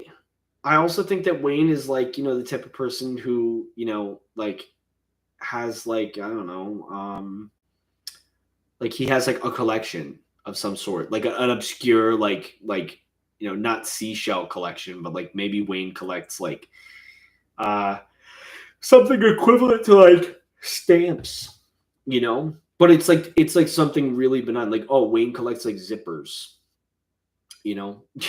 like he just collects fucking zippers or some shit. Like I just feel like Wayne is a very simple being, which is what makes it so hard, to wake up every day and do the shit that he has to do in these adventures. Because it's not just these adventures; it's this other shit too. It's this other shit that's happening that happens in between. in between these adventures, these stories that you guys play. I think about like you know, when I was a kid, I used to think about like, well, we're only catching Link on this adventure in Ocarina of Time, right? But what was his life like in the forest, like growing up in the forest with the kids, with the Kokiri kids? Like, what was his life like? Like, what did he do? Did he play? Did they go to school? Like, what did he do? Because he was my age at the time. He was a kid. He was a boy, right? Like, um, probably like 10 years old. And at the time, I think it was like 98. Yeah, something like that. 96. No, it couldn't have been 96. 98. Ocarina of Time. So, I would empathize with this shit heavy. Um, Molded plastic animals you get from old timey machines at the zoos, yes. I think Wayne is so interesting in that you don't really know much about him, so you can pin anything on him. Yeah, I mean, sure. Like, have you thought about making sound effects for games as well as music? I have. In Flipside, I did all the sound design as well. Sound design is great. It's super cool, and I also did a ton of voice acting as well, which I'd love to do. I love voice acting. It's just not something that like I can get into. Like I can't I know how to play guitar, bass. I know how to compose music. Like I can't get into voice acting right now because it'll one thing will snowball into another thing into another thing. Like I just have to focus. Um, are there any kinds of projects you really want to do in the future? Oh yeah, I'd love to write a musical. I'd love to write a musical. I think that I could write a musical like a motherfucker because I love writing songs, right? Like I love writing um like my band's record Observer is like the closest thing that I could have written to a musical. Like it tells a story. There's a definite cycle that takes place. There's a beginning. There's everything in between. There's like a middle, and then there's a defining end. Um, and I thought of it as something that was playing out like a movie or like a musical when I was writing it. Now I would love to write a musical, but like writing musicals is super weird, and like I don't know what I would write about. I would probably write about like some depressing shit or like growing up in New Jersey or like you know like you can't write about like bullying because like Dear Evan Hansen already came out and that fucking musical was weird. Or like Be More Chill. You just can't write about stuff like that. And like when I was a kid, like that was something that I dealt with a lot, was like being bullied, but also like being bullied and not being able to like pull myself out of like a victimization cycle, like not like oh dude, like nobody likes me. Like I knew that I had friends, I knew that I was a likable person, but I just couldn't get over the fact that there were some people that would say shitty things and just be mean because they hated their own lives, and I was like the weakest link, and I would show weakness too. So it was like my own fault sometimes, not to victim blame myself, but yeah, I would write a musical about that, I think, and it just probably wouldn't go over well. Or I would write a musical that was like super weird, like maybe a fucking musical about like my wife really loves true crime, so maybe I could write like a cool musical about like a serial killer or something. That might be cool. Like Dahmer, the musical. Everybody loves Jeffrey Dahmer right now, so like you could just write like some cool shit about him or whatever. I love Hylics because you don't know much about them, and it lets you give them your own interpretation. Do you record the VA at a booth or the VA the what do you mean JF? Salmon music. The romantic Dahmer, the romantic musical. Oh, the voice acting. So I've I for the voice acting for me, you're gonna laugh. Everything was done. All the voice acting stuff, it was done at home. Like by the time I was ready to do voice acting, I had my rig set up, so I would just do everything like in my house here, like at this setup. When it was over there though, like up against that wall with the fan, with the baby ass fan. Yeah. Yeah, like you know, the voice acting like on this shit, like it's not actual voice acting, not like verbalized voice acting. It's all just like emotive stuff, but it's super fun. It's great. I'm having like a good time, you know, like listening back. It's all bit crushed, so it's just meant to sound like really crusty and like shitty and compressed. But that's like the vibe of the game. You know, of Flipside. Yeah, I want salmon music because like, what's the new thing gonna do if he falls at it? Kill him. When he's the type of guy who makes obscure HC of himself. What is HC? Something content of himself, and no one can tell if it's actual facts, stuff he made up. I don't know. Headcanons. Yeah, I don't know anything about these abbreviations. So yeah, any other questions? I'd love to. I love hanging out. You know, like I could ask me almost anything. Yo, I think the new Mario movie is gonna suck. I think it's gonna be bad. There you go. There's a hot take. I think it's gonna be bad. People are like, "Oh my god, it looks so pretty." Yeah, okay. Oh, the French dub. Okay, yeah, sure. Because they get it. New spot from the last video. What is this? TF2 Gmod videos.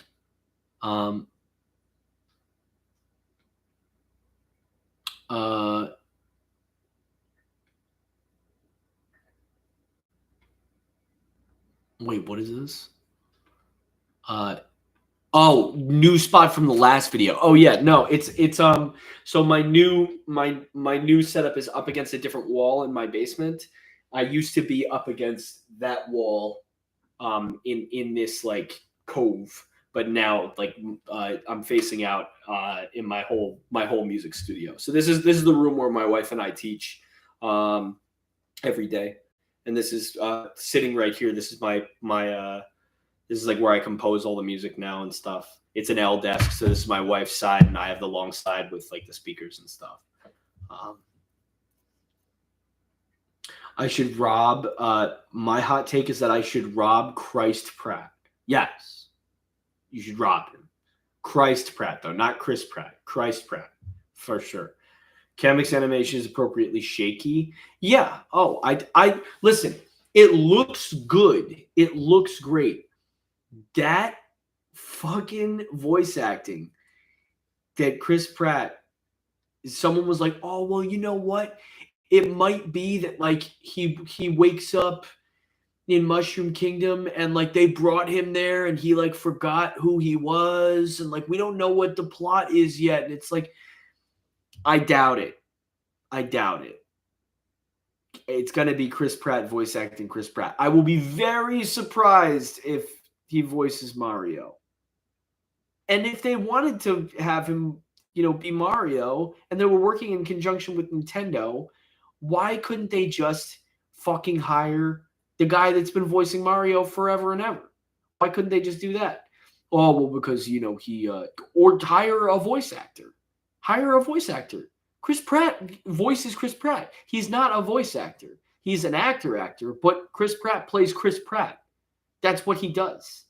He was great on Parks and Rec because it was funny as shit because he played himself. And then they were like, oh, yeah, he got ripped for this movie. He got ripped for Guardians of the Galaxy because he's like a comedic guy. Dude, god damn. That's why he's the voice actor in fucking Mario because, you know, like he's like a superhero in a superhero movie. And every movie that's ever made now is like, they're not even worried about how it's going to do anywhere else except China, which is like, it's a known fact. And that's not even me being like, oh, like, dude, that's a little edgy. That's a little racist. It's not. China is the biggest country in the world. It has to do well in China. So if they like superhero movies, that's a case of the customer is always right. Okay. The customer, being the most abundant person on the planet, someone from China, loves what's it called? Love. Oh yeah, Danny DeVito as Wario in the sequel, or I Riot. 100%. Corporate people will buy anything. Yes, that is correct. That is correct. So if China wants a lot of superheroes, then you provide them with superheroes. That's where the term "the customer is always right" comes from. If the customer is they're only buying green shoes, you order more green shoes. You don't order blue shoes, you order green shoes. And until they stop buying green shoes, you keep ordering and providing them with green shoes. It's supply and demand. So Hollywood's problem is they just want to make movies for international release, and all the movies are superhero movies, and they fucking suck, all of them. Everyone's like, dude, you're gonna talk shit about like Guardians of the Galaxy movies? You're gonna talk shit about like, the Avengers saga? It's like, dude, I've never seen a fucking single Avengers movie because they suck. Everyone's like, dude, no, they're mad good.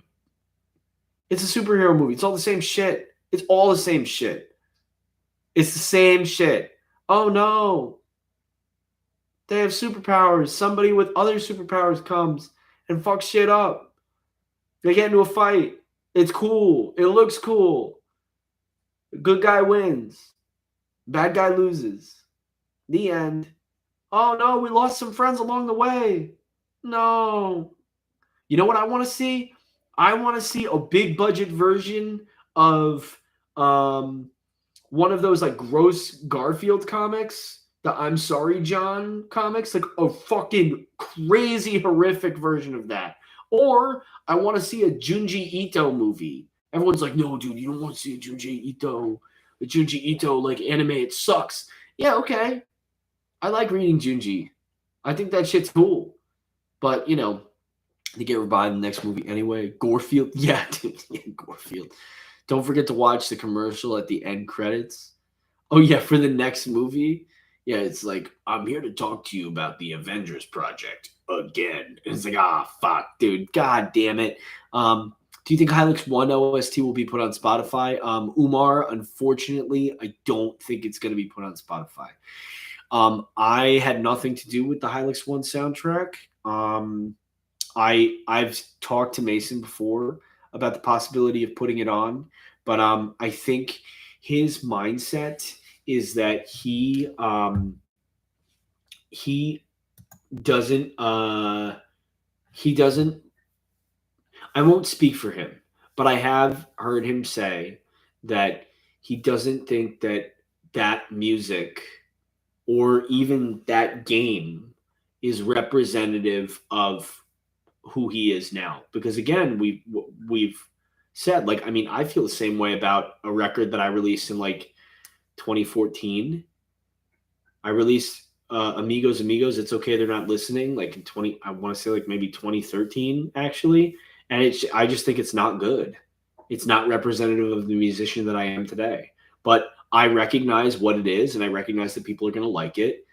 And so it's on Spotify, like it's everywhere. You can view it. But like if I could replace it with something better, I would. But I get it. It's a part of the journey. So I don't know if Mason would put it on there though. I don't know if he would put it on Spotify or like streaming platforms. I think it's available on Bandcamp, or it's at least available on YouTube, so you can still listen to it there. China is horrible about forcing filmmakers to cut certain scenes. Well, they're yeah, that's bad, but they could just cut the scenes themselves. But then the filmmakers are like, well, they're not going to buy the movie, so our hands are tied. Again, China wants green shoes, so everybody keeps making green shoes for China. China doesn't want any scenes depicting gay people or trans people or women, in positions of power or authority or anything like that. So all these movies that are great, that can tell fucking great real stories, don't get made because of China. That's all I'm saying. Not even a hot take. It's a reality. It fucking sucks. Charles Martinet for Mario. Yeah, absolutely. The original. Yeah. They get revived next movie anyway. Gorefield. Okay, I read this. Chuck, Junji's Cat Diary comic. I haven't. I read the Long Dreams short story recently. Yo, Long Dreams was fucking awesome. Awesome, dude. Great fucking short story. That was like Twilight Zone, dude. It's great. My dreams are getting longer. What does that mean? What the fuck does that even mean? How does that even happen? Last night I was in my dream for 3 months. Tomorrow night, if things keep going the way they've been going, my dream, I think I'll be in my dream for 6 months tomorrow night. I can't be sure though. Maybe it'll stop. Maybe it'll stop one day. It's just like, yo, what the fuck? This is compelling. This is like this poor man. He's getting fucked up by himself. Fuck. It's great. I have an idea for a Hylics animatic, but I'm afraid to try doing it myself. Liminal, dude, just make it. Just make it. Don't worry about whether it's good or not. Just make it. You never know what people's reaction is going to be until you make it. Just make it. If you feel like you make it and you're like, oh, I'm not really sure about this, send it to me. I'll let you know if I like it or not. 9 times out of 10, I'm going to say, like, I love it. Because I do. Because you put the work into it and you cared enough to make something.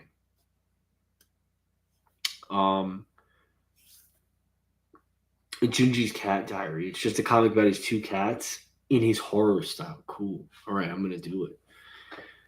What do you think Pangorma might look like under his helmet? All right, check this out. Pangorma's humanoid. They're all humanoid. But Pangorma, there's a couple different things that I've thought of. Pangorma reminds me of he reminds me of fucking Garrus, dude, from Mass Effect. He reminds me of Garrus. You ever get that vibe from Pangorma? He looks like he'd be Garrus underneath the helmet. If not, he could look like Sam Snosa, like a human, voiced by Brandon Keener. Shit, dude, no, Pangorma voiced by Ron Perlman. Ron Perlman, just but like really rough Ron Perlman. All of Hylics 1 was on streaming, but in Particular House. Mason really captured what makes JRPG interesting. Yeah. 1 out of 10 times he comes to your house and breaks your knees. Classic. Pangorma voiced by Keener. Okay, I got that. True. War never changes. Pangorma in the clown firing sketch or magic fridge. I don't know about any of those things. Well, I'll tell you this much.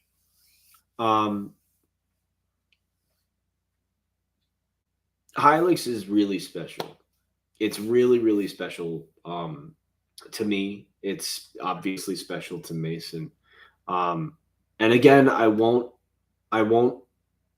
speak for Mason on this because I'm sure like he shares, like how he feels about certain things differently than I would.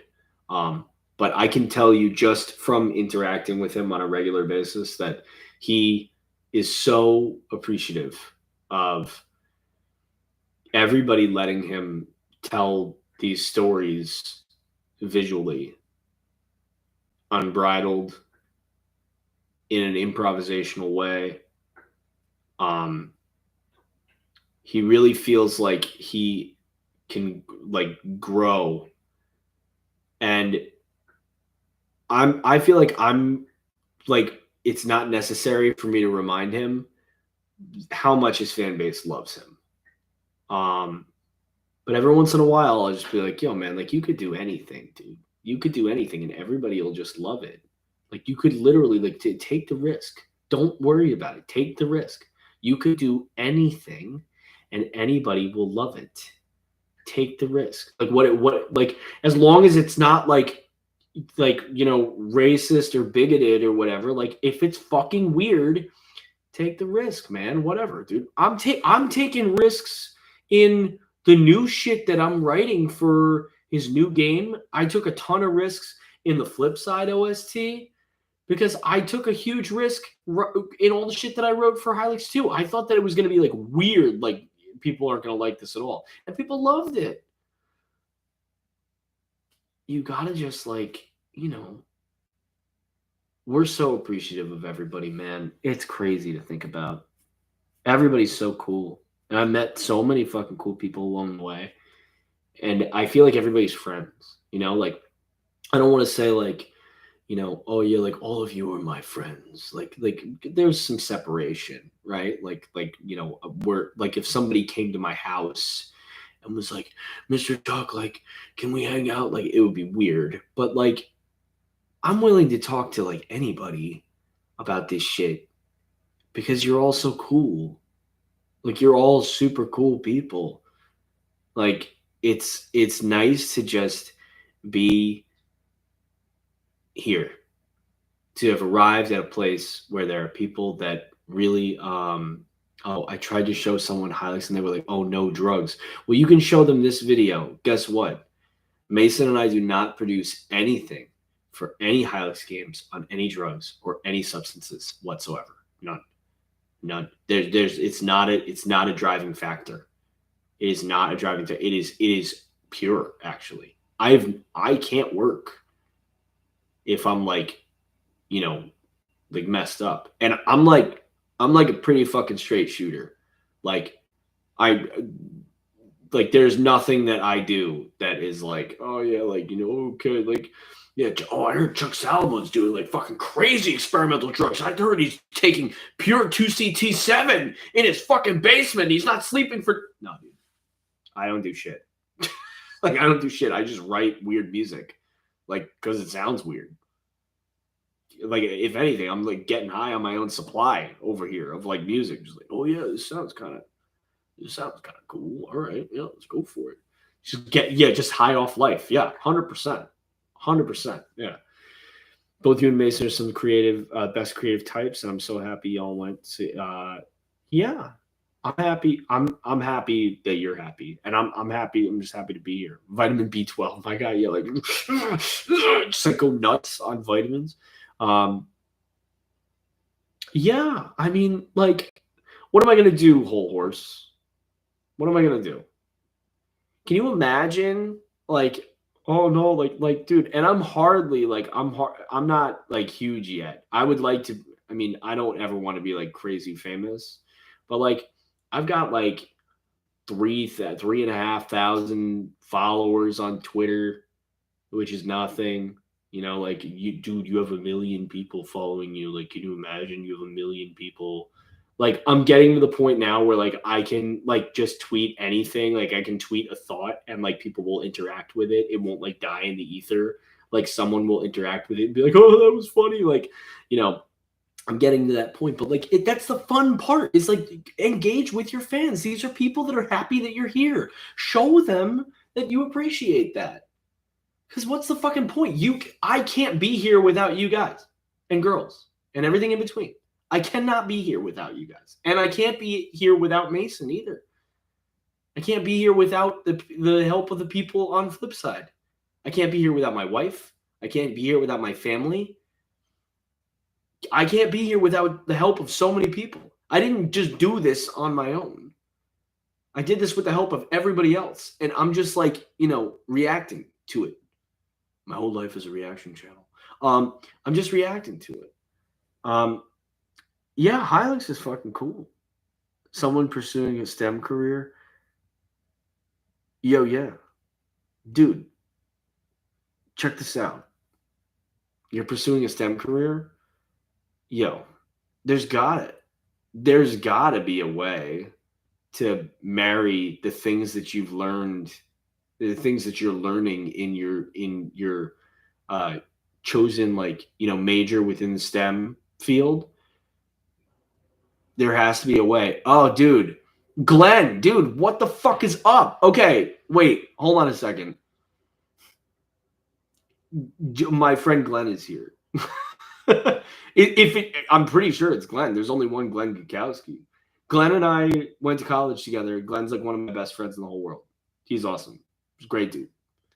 Glenn, dude, you missed it. I did a I don't know when you got here. I mean, maybe you got here super late. I don't fucking know. Maybe you did. Maybe you did. Maybe you didn't.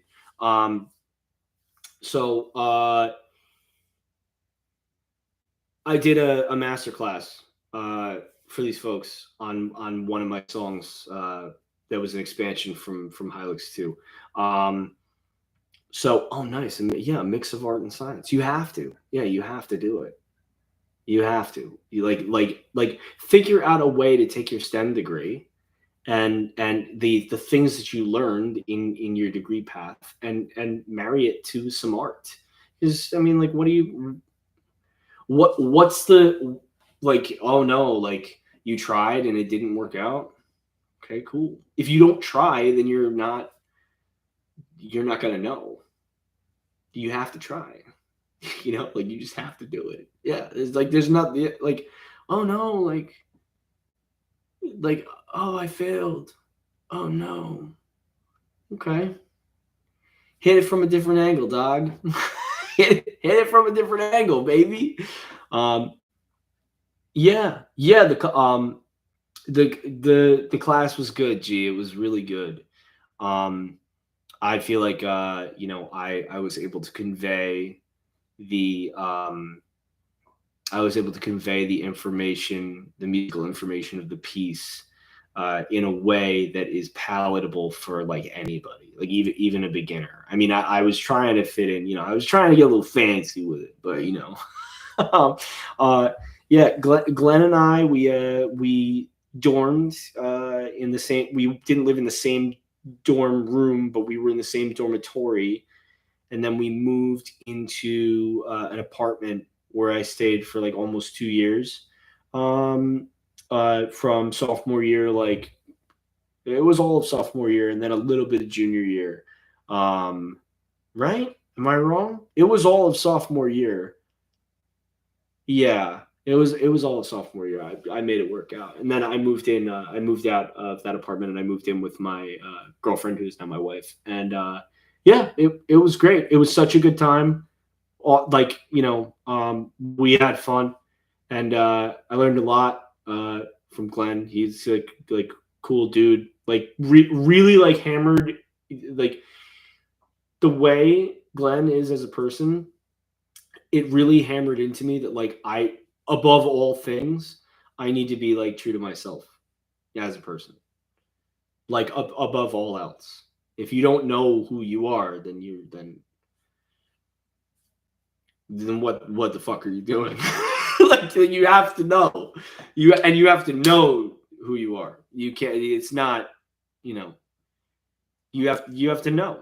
I know who Glenn is. Glenn loves to cook. Glenn loves fishing. Glenn loves to write. He's like a real Renaissance man. He knows who he is. And I knew, like, I was like, okay, I guess I gotta be a little bit bolder with myself. Who am I? What do I do? Yeah, if you can't be you, you can't be anybody. That's right. If you can't, yeah, I knew, right, like freshman year, like right around then, freshman sophomore year, especially that soft exit from Mason Gross and School of Arts and Sciences. I knew still, I was like, yeah, I got rocked a little bit. My foundation's a little rocked right now, but like I'm still a musician. I'm still gonna make this work. I'm still gonna make this work. I'm gonna make it work for me. I'm gonna make it work for everybody else, and I'm still gonna do this shit. To thine own self be true. A depressing number of STEM people still say soft sciences. Yo, let me tell you something about, friend. The fact that you're aware that STEM should be creative and artistic puts you ahead of the game. 100%. 100%. Soft sciences. You know what I have to say to somebody that uses the term soft science? Man, fuck out of here with that shit. Dude, listen. Is music a soft science? The term music is the science of sound. That's what it is. Oh no, like you're not a scientist if you're a musician, you're an artist. Okay, let's talk about music theory. Am I a mathematician now too? Let's talk about music theory. You can't talk about it because it's too hard? Is the science not soft enough? You know what I'm saying? Fuck, I hate that shit. All right. Day bow bow. Nice. Do I like Brazil? Yeah, I mean, like, I'm sure it's a nice country. I've never been, so I don't have a concept of Brazil. I like the music that came from Brazil. Also, good night, Glenn. Yeah, tell Joe that I said day bow bow chicka chicka. Yeah, oh yeah, that movie is unbelievable. Do I like Brazil? I wish that I could see the rainforest. Is that a good answer? Um, you can't be this if you're that. No, I'll do what I want. Yes, 100%. You can't be this if you're that. You know, burn the institution down, Slurp. 100% sure. Yo, come on, dude. What's happening with my shit? Wait, hold on. There it is. Wait, okay, there it is. So I think things to look forward to, because I do want to go to bed in like a few minutes. Oh yeah. Yeah. Oh, dude. This stream, it's been going forever. It's been going for 3.5 hours. I did like 2.5 hours worth of music, and this last hour has just been like the bullshit hour. But it's cool. I've been answering questions, and I've been talking and trying to do some inspiration and stuff. Inspiration. Let's talk about affirmations. I don't want to like guide anybody into anything, but for me personally, and then I'll try and like help everybody along with their own thing. When is the next stream? Fuck, I gotta finish this stream, dog. So for me, my personal affirmations are I have to get back into writing more regularly. Now keep in mind, I front load shit like crazy, and it's often to my detriment. I just got here right at the reaction channel rant. Just completely missed the masterclass. Oh yeah, it's such a bummer. I mean, you could like listen. It's here. You can watch the whole thing. You can watch the educational portion of it. It'll be good. I need to write more. That's my affirmation. Is I just need to write more. I need to like focus. I was like coming downstairs and writing every Friday night. Like I was not going out and doing anything. I was writing every Friday night from 8 o'clock until like 1 in the morning. That was like my thing. But I mean, like production phases are like slowing down in certain projects, and I've reached speculative zone with other projects. Like Mason has told me, like, yeah, like don't write anything else for this upcoming game. You can't because we're like you're kind of getting to that speculative zone. Like I don't have enough for you to write more stuff. So but I do need to write more. I really enjoyed putting out that single. I thought that was fun. It consumed me a little bit. I felt like that I was very hard on myself too for that single. At least when I write music for video games or something else, I don't feel like like it's me, but I'm an embellishment to an idea, right? That already exists. Whereas like Textbook Case of Unrequited Love, which was like my single or whatever, like it was just all me. And like there was nowhere for me to hide.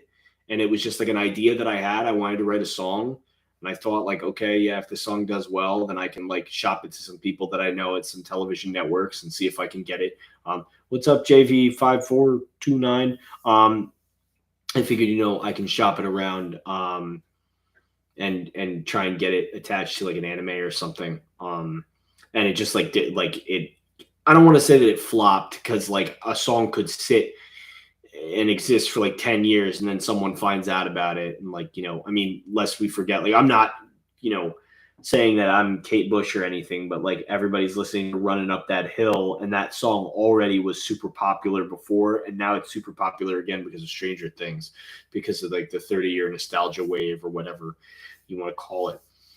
But I'd like to see that song do a little bit better. So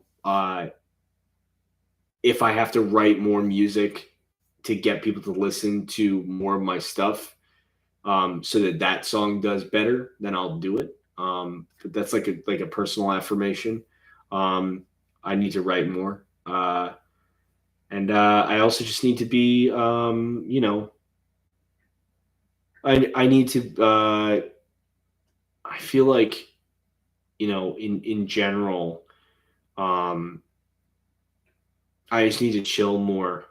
Um, I'm writing a screenplay and the Hylics musical. Just wanted to hop in the stream. Oh yeah. Alcora Proximito. This stream was for the Endless Cycle. So if you go back and watch, it's going to be archived. So if you go back and watch it, there's a full class on it, on the guitar and bass parts. And I also like talk about stuff too. Poop in the turd 3. much love to you as well. Poop in the turd. Okay, I go. I'm tired. Okay, Liminal. Thank you for coming. I'm gonna sign off in like a few minutes. So I think some recent things that have happened. I was like, I mean, yeah, it was super cool. I was vaporizing a lot. Like I was vaporizing nicotine like a lot. Low dosage, but I like went to a doctor and they were just like, oh yeah, like can you like stop doing that?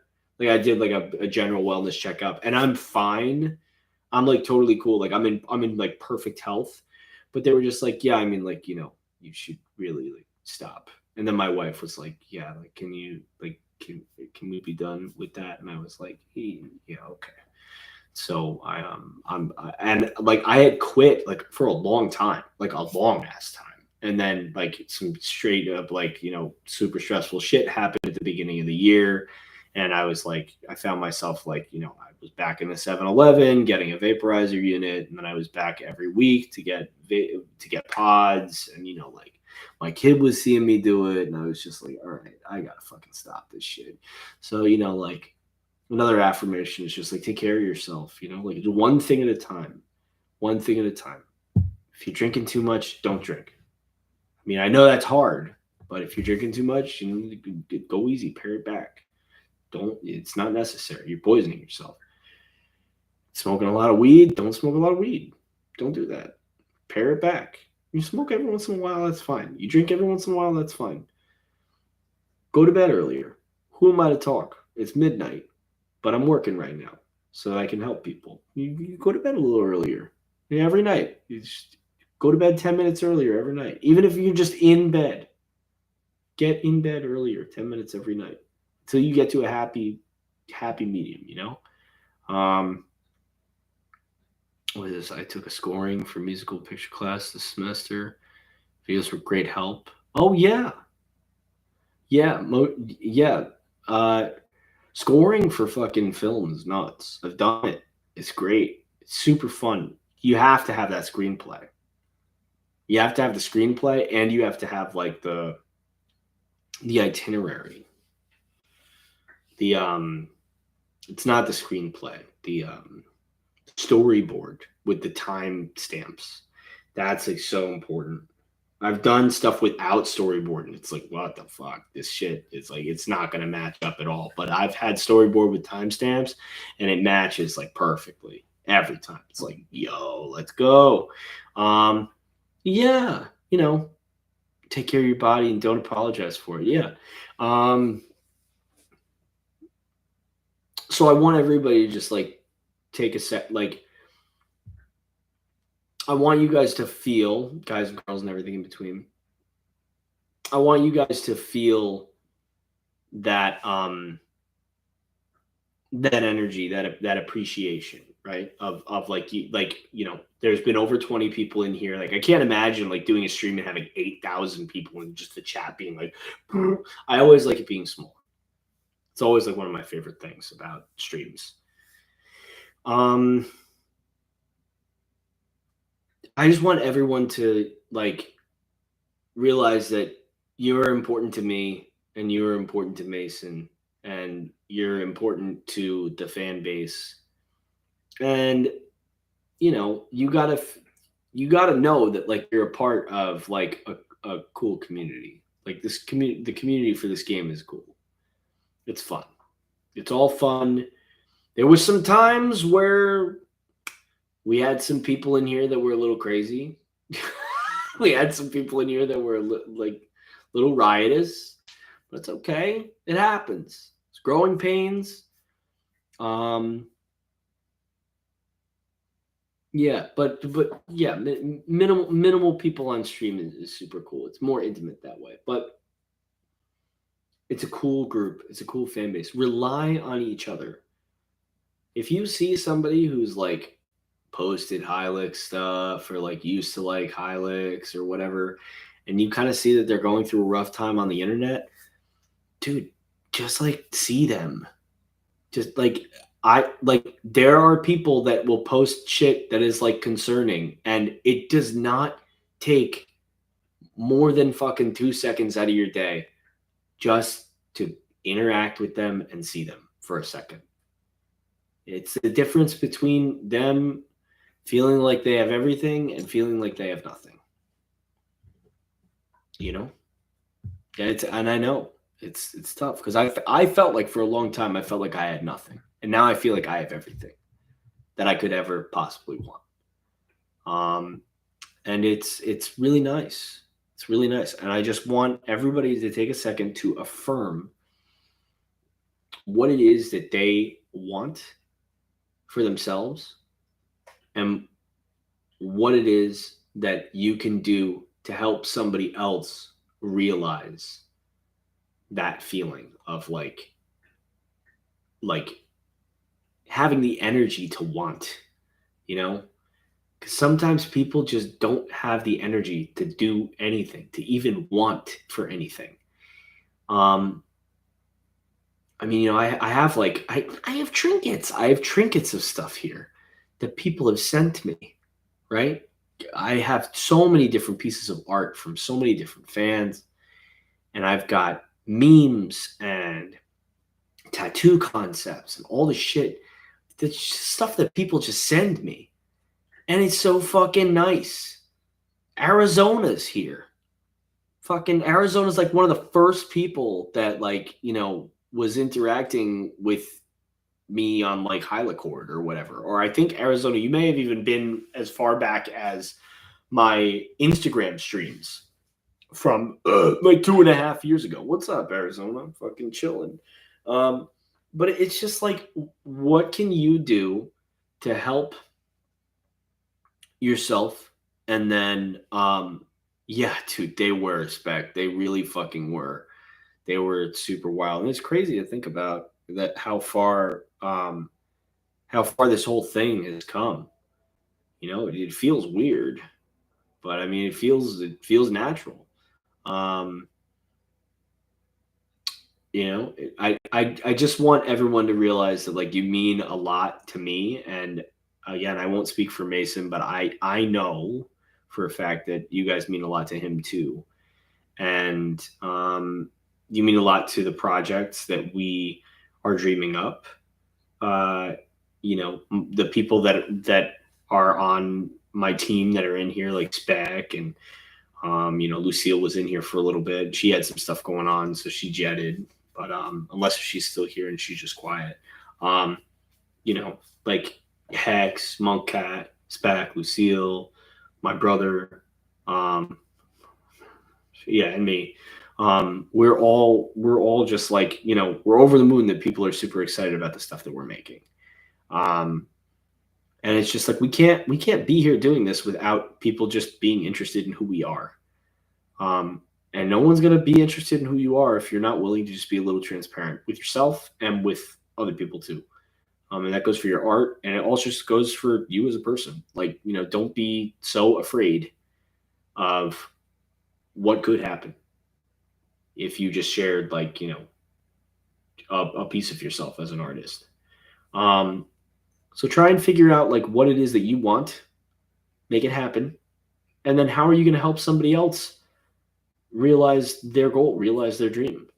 You know, if it means that you are like you got to share the spotlight with somebody, you know, to realize like your full potential, then go for it. Work with other people. Make your shit happen. Make your shit a reality. Um, I'd love to do another one of these streams. I don't know when I'm going to do it again. I like, it's so hard for me to like make a promise. Like, yeah, and I'm going to do another one of these streams. This is a lot. You know, I mean, it's not a lot to like sit here, but it's like a lot to, you know, have a stream of consciousness for 3.5 hours by yourself, interacting with people, you know, in the chat, in the sidebar. I hope that the sound was a little bit better tonight. I know that it's been rough before. Anyway, if anyone has any questions at all, hit me up on my Twitter, hit me up on my Instagram, hit me up in the Hylics subreddit. I'm there a lot too, and just, you know, have a good night. Don't do anything. Don't do anything that I wouldn't do or would do. I don't know. It's like fucking. Oh, my brain. I'm gonna go check on my wife and my kid too. I'm gonna go make sure that they're cool. Yeah. Again, Twitter, Instagram. You can hit me up there if you're interested. Reach out to me about the Flipside server. I can send you an invite. You can reach out to Spectra for an invite. Yeah. So everybody have a good night. I hope that you learned something about Endless Cycle. If you missed it, go back and watch it. I'm going to archive it. It's going to be cool. I will talk to everyone real soon. Take care of yourselves, okay? Make sure you drink water. I'm going to drink this water. Water ASMR. Water ASMR. Okay, everyone have a good night. I'll talk to you all soon. Thanks for checking out the stream. Make sure you practice your instruments because I could do this again. All right? Everybody be good. Take care.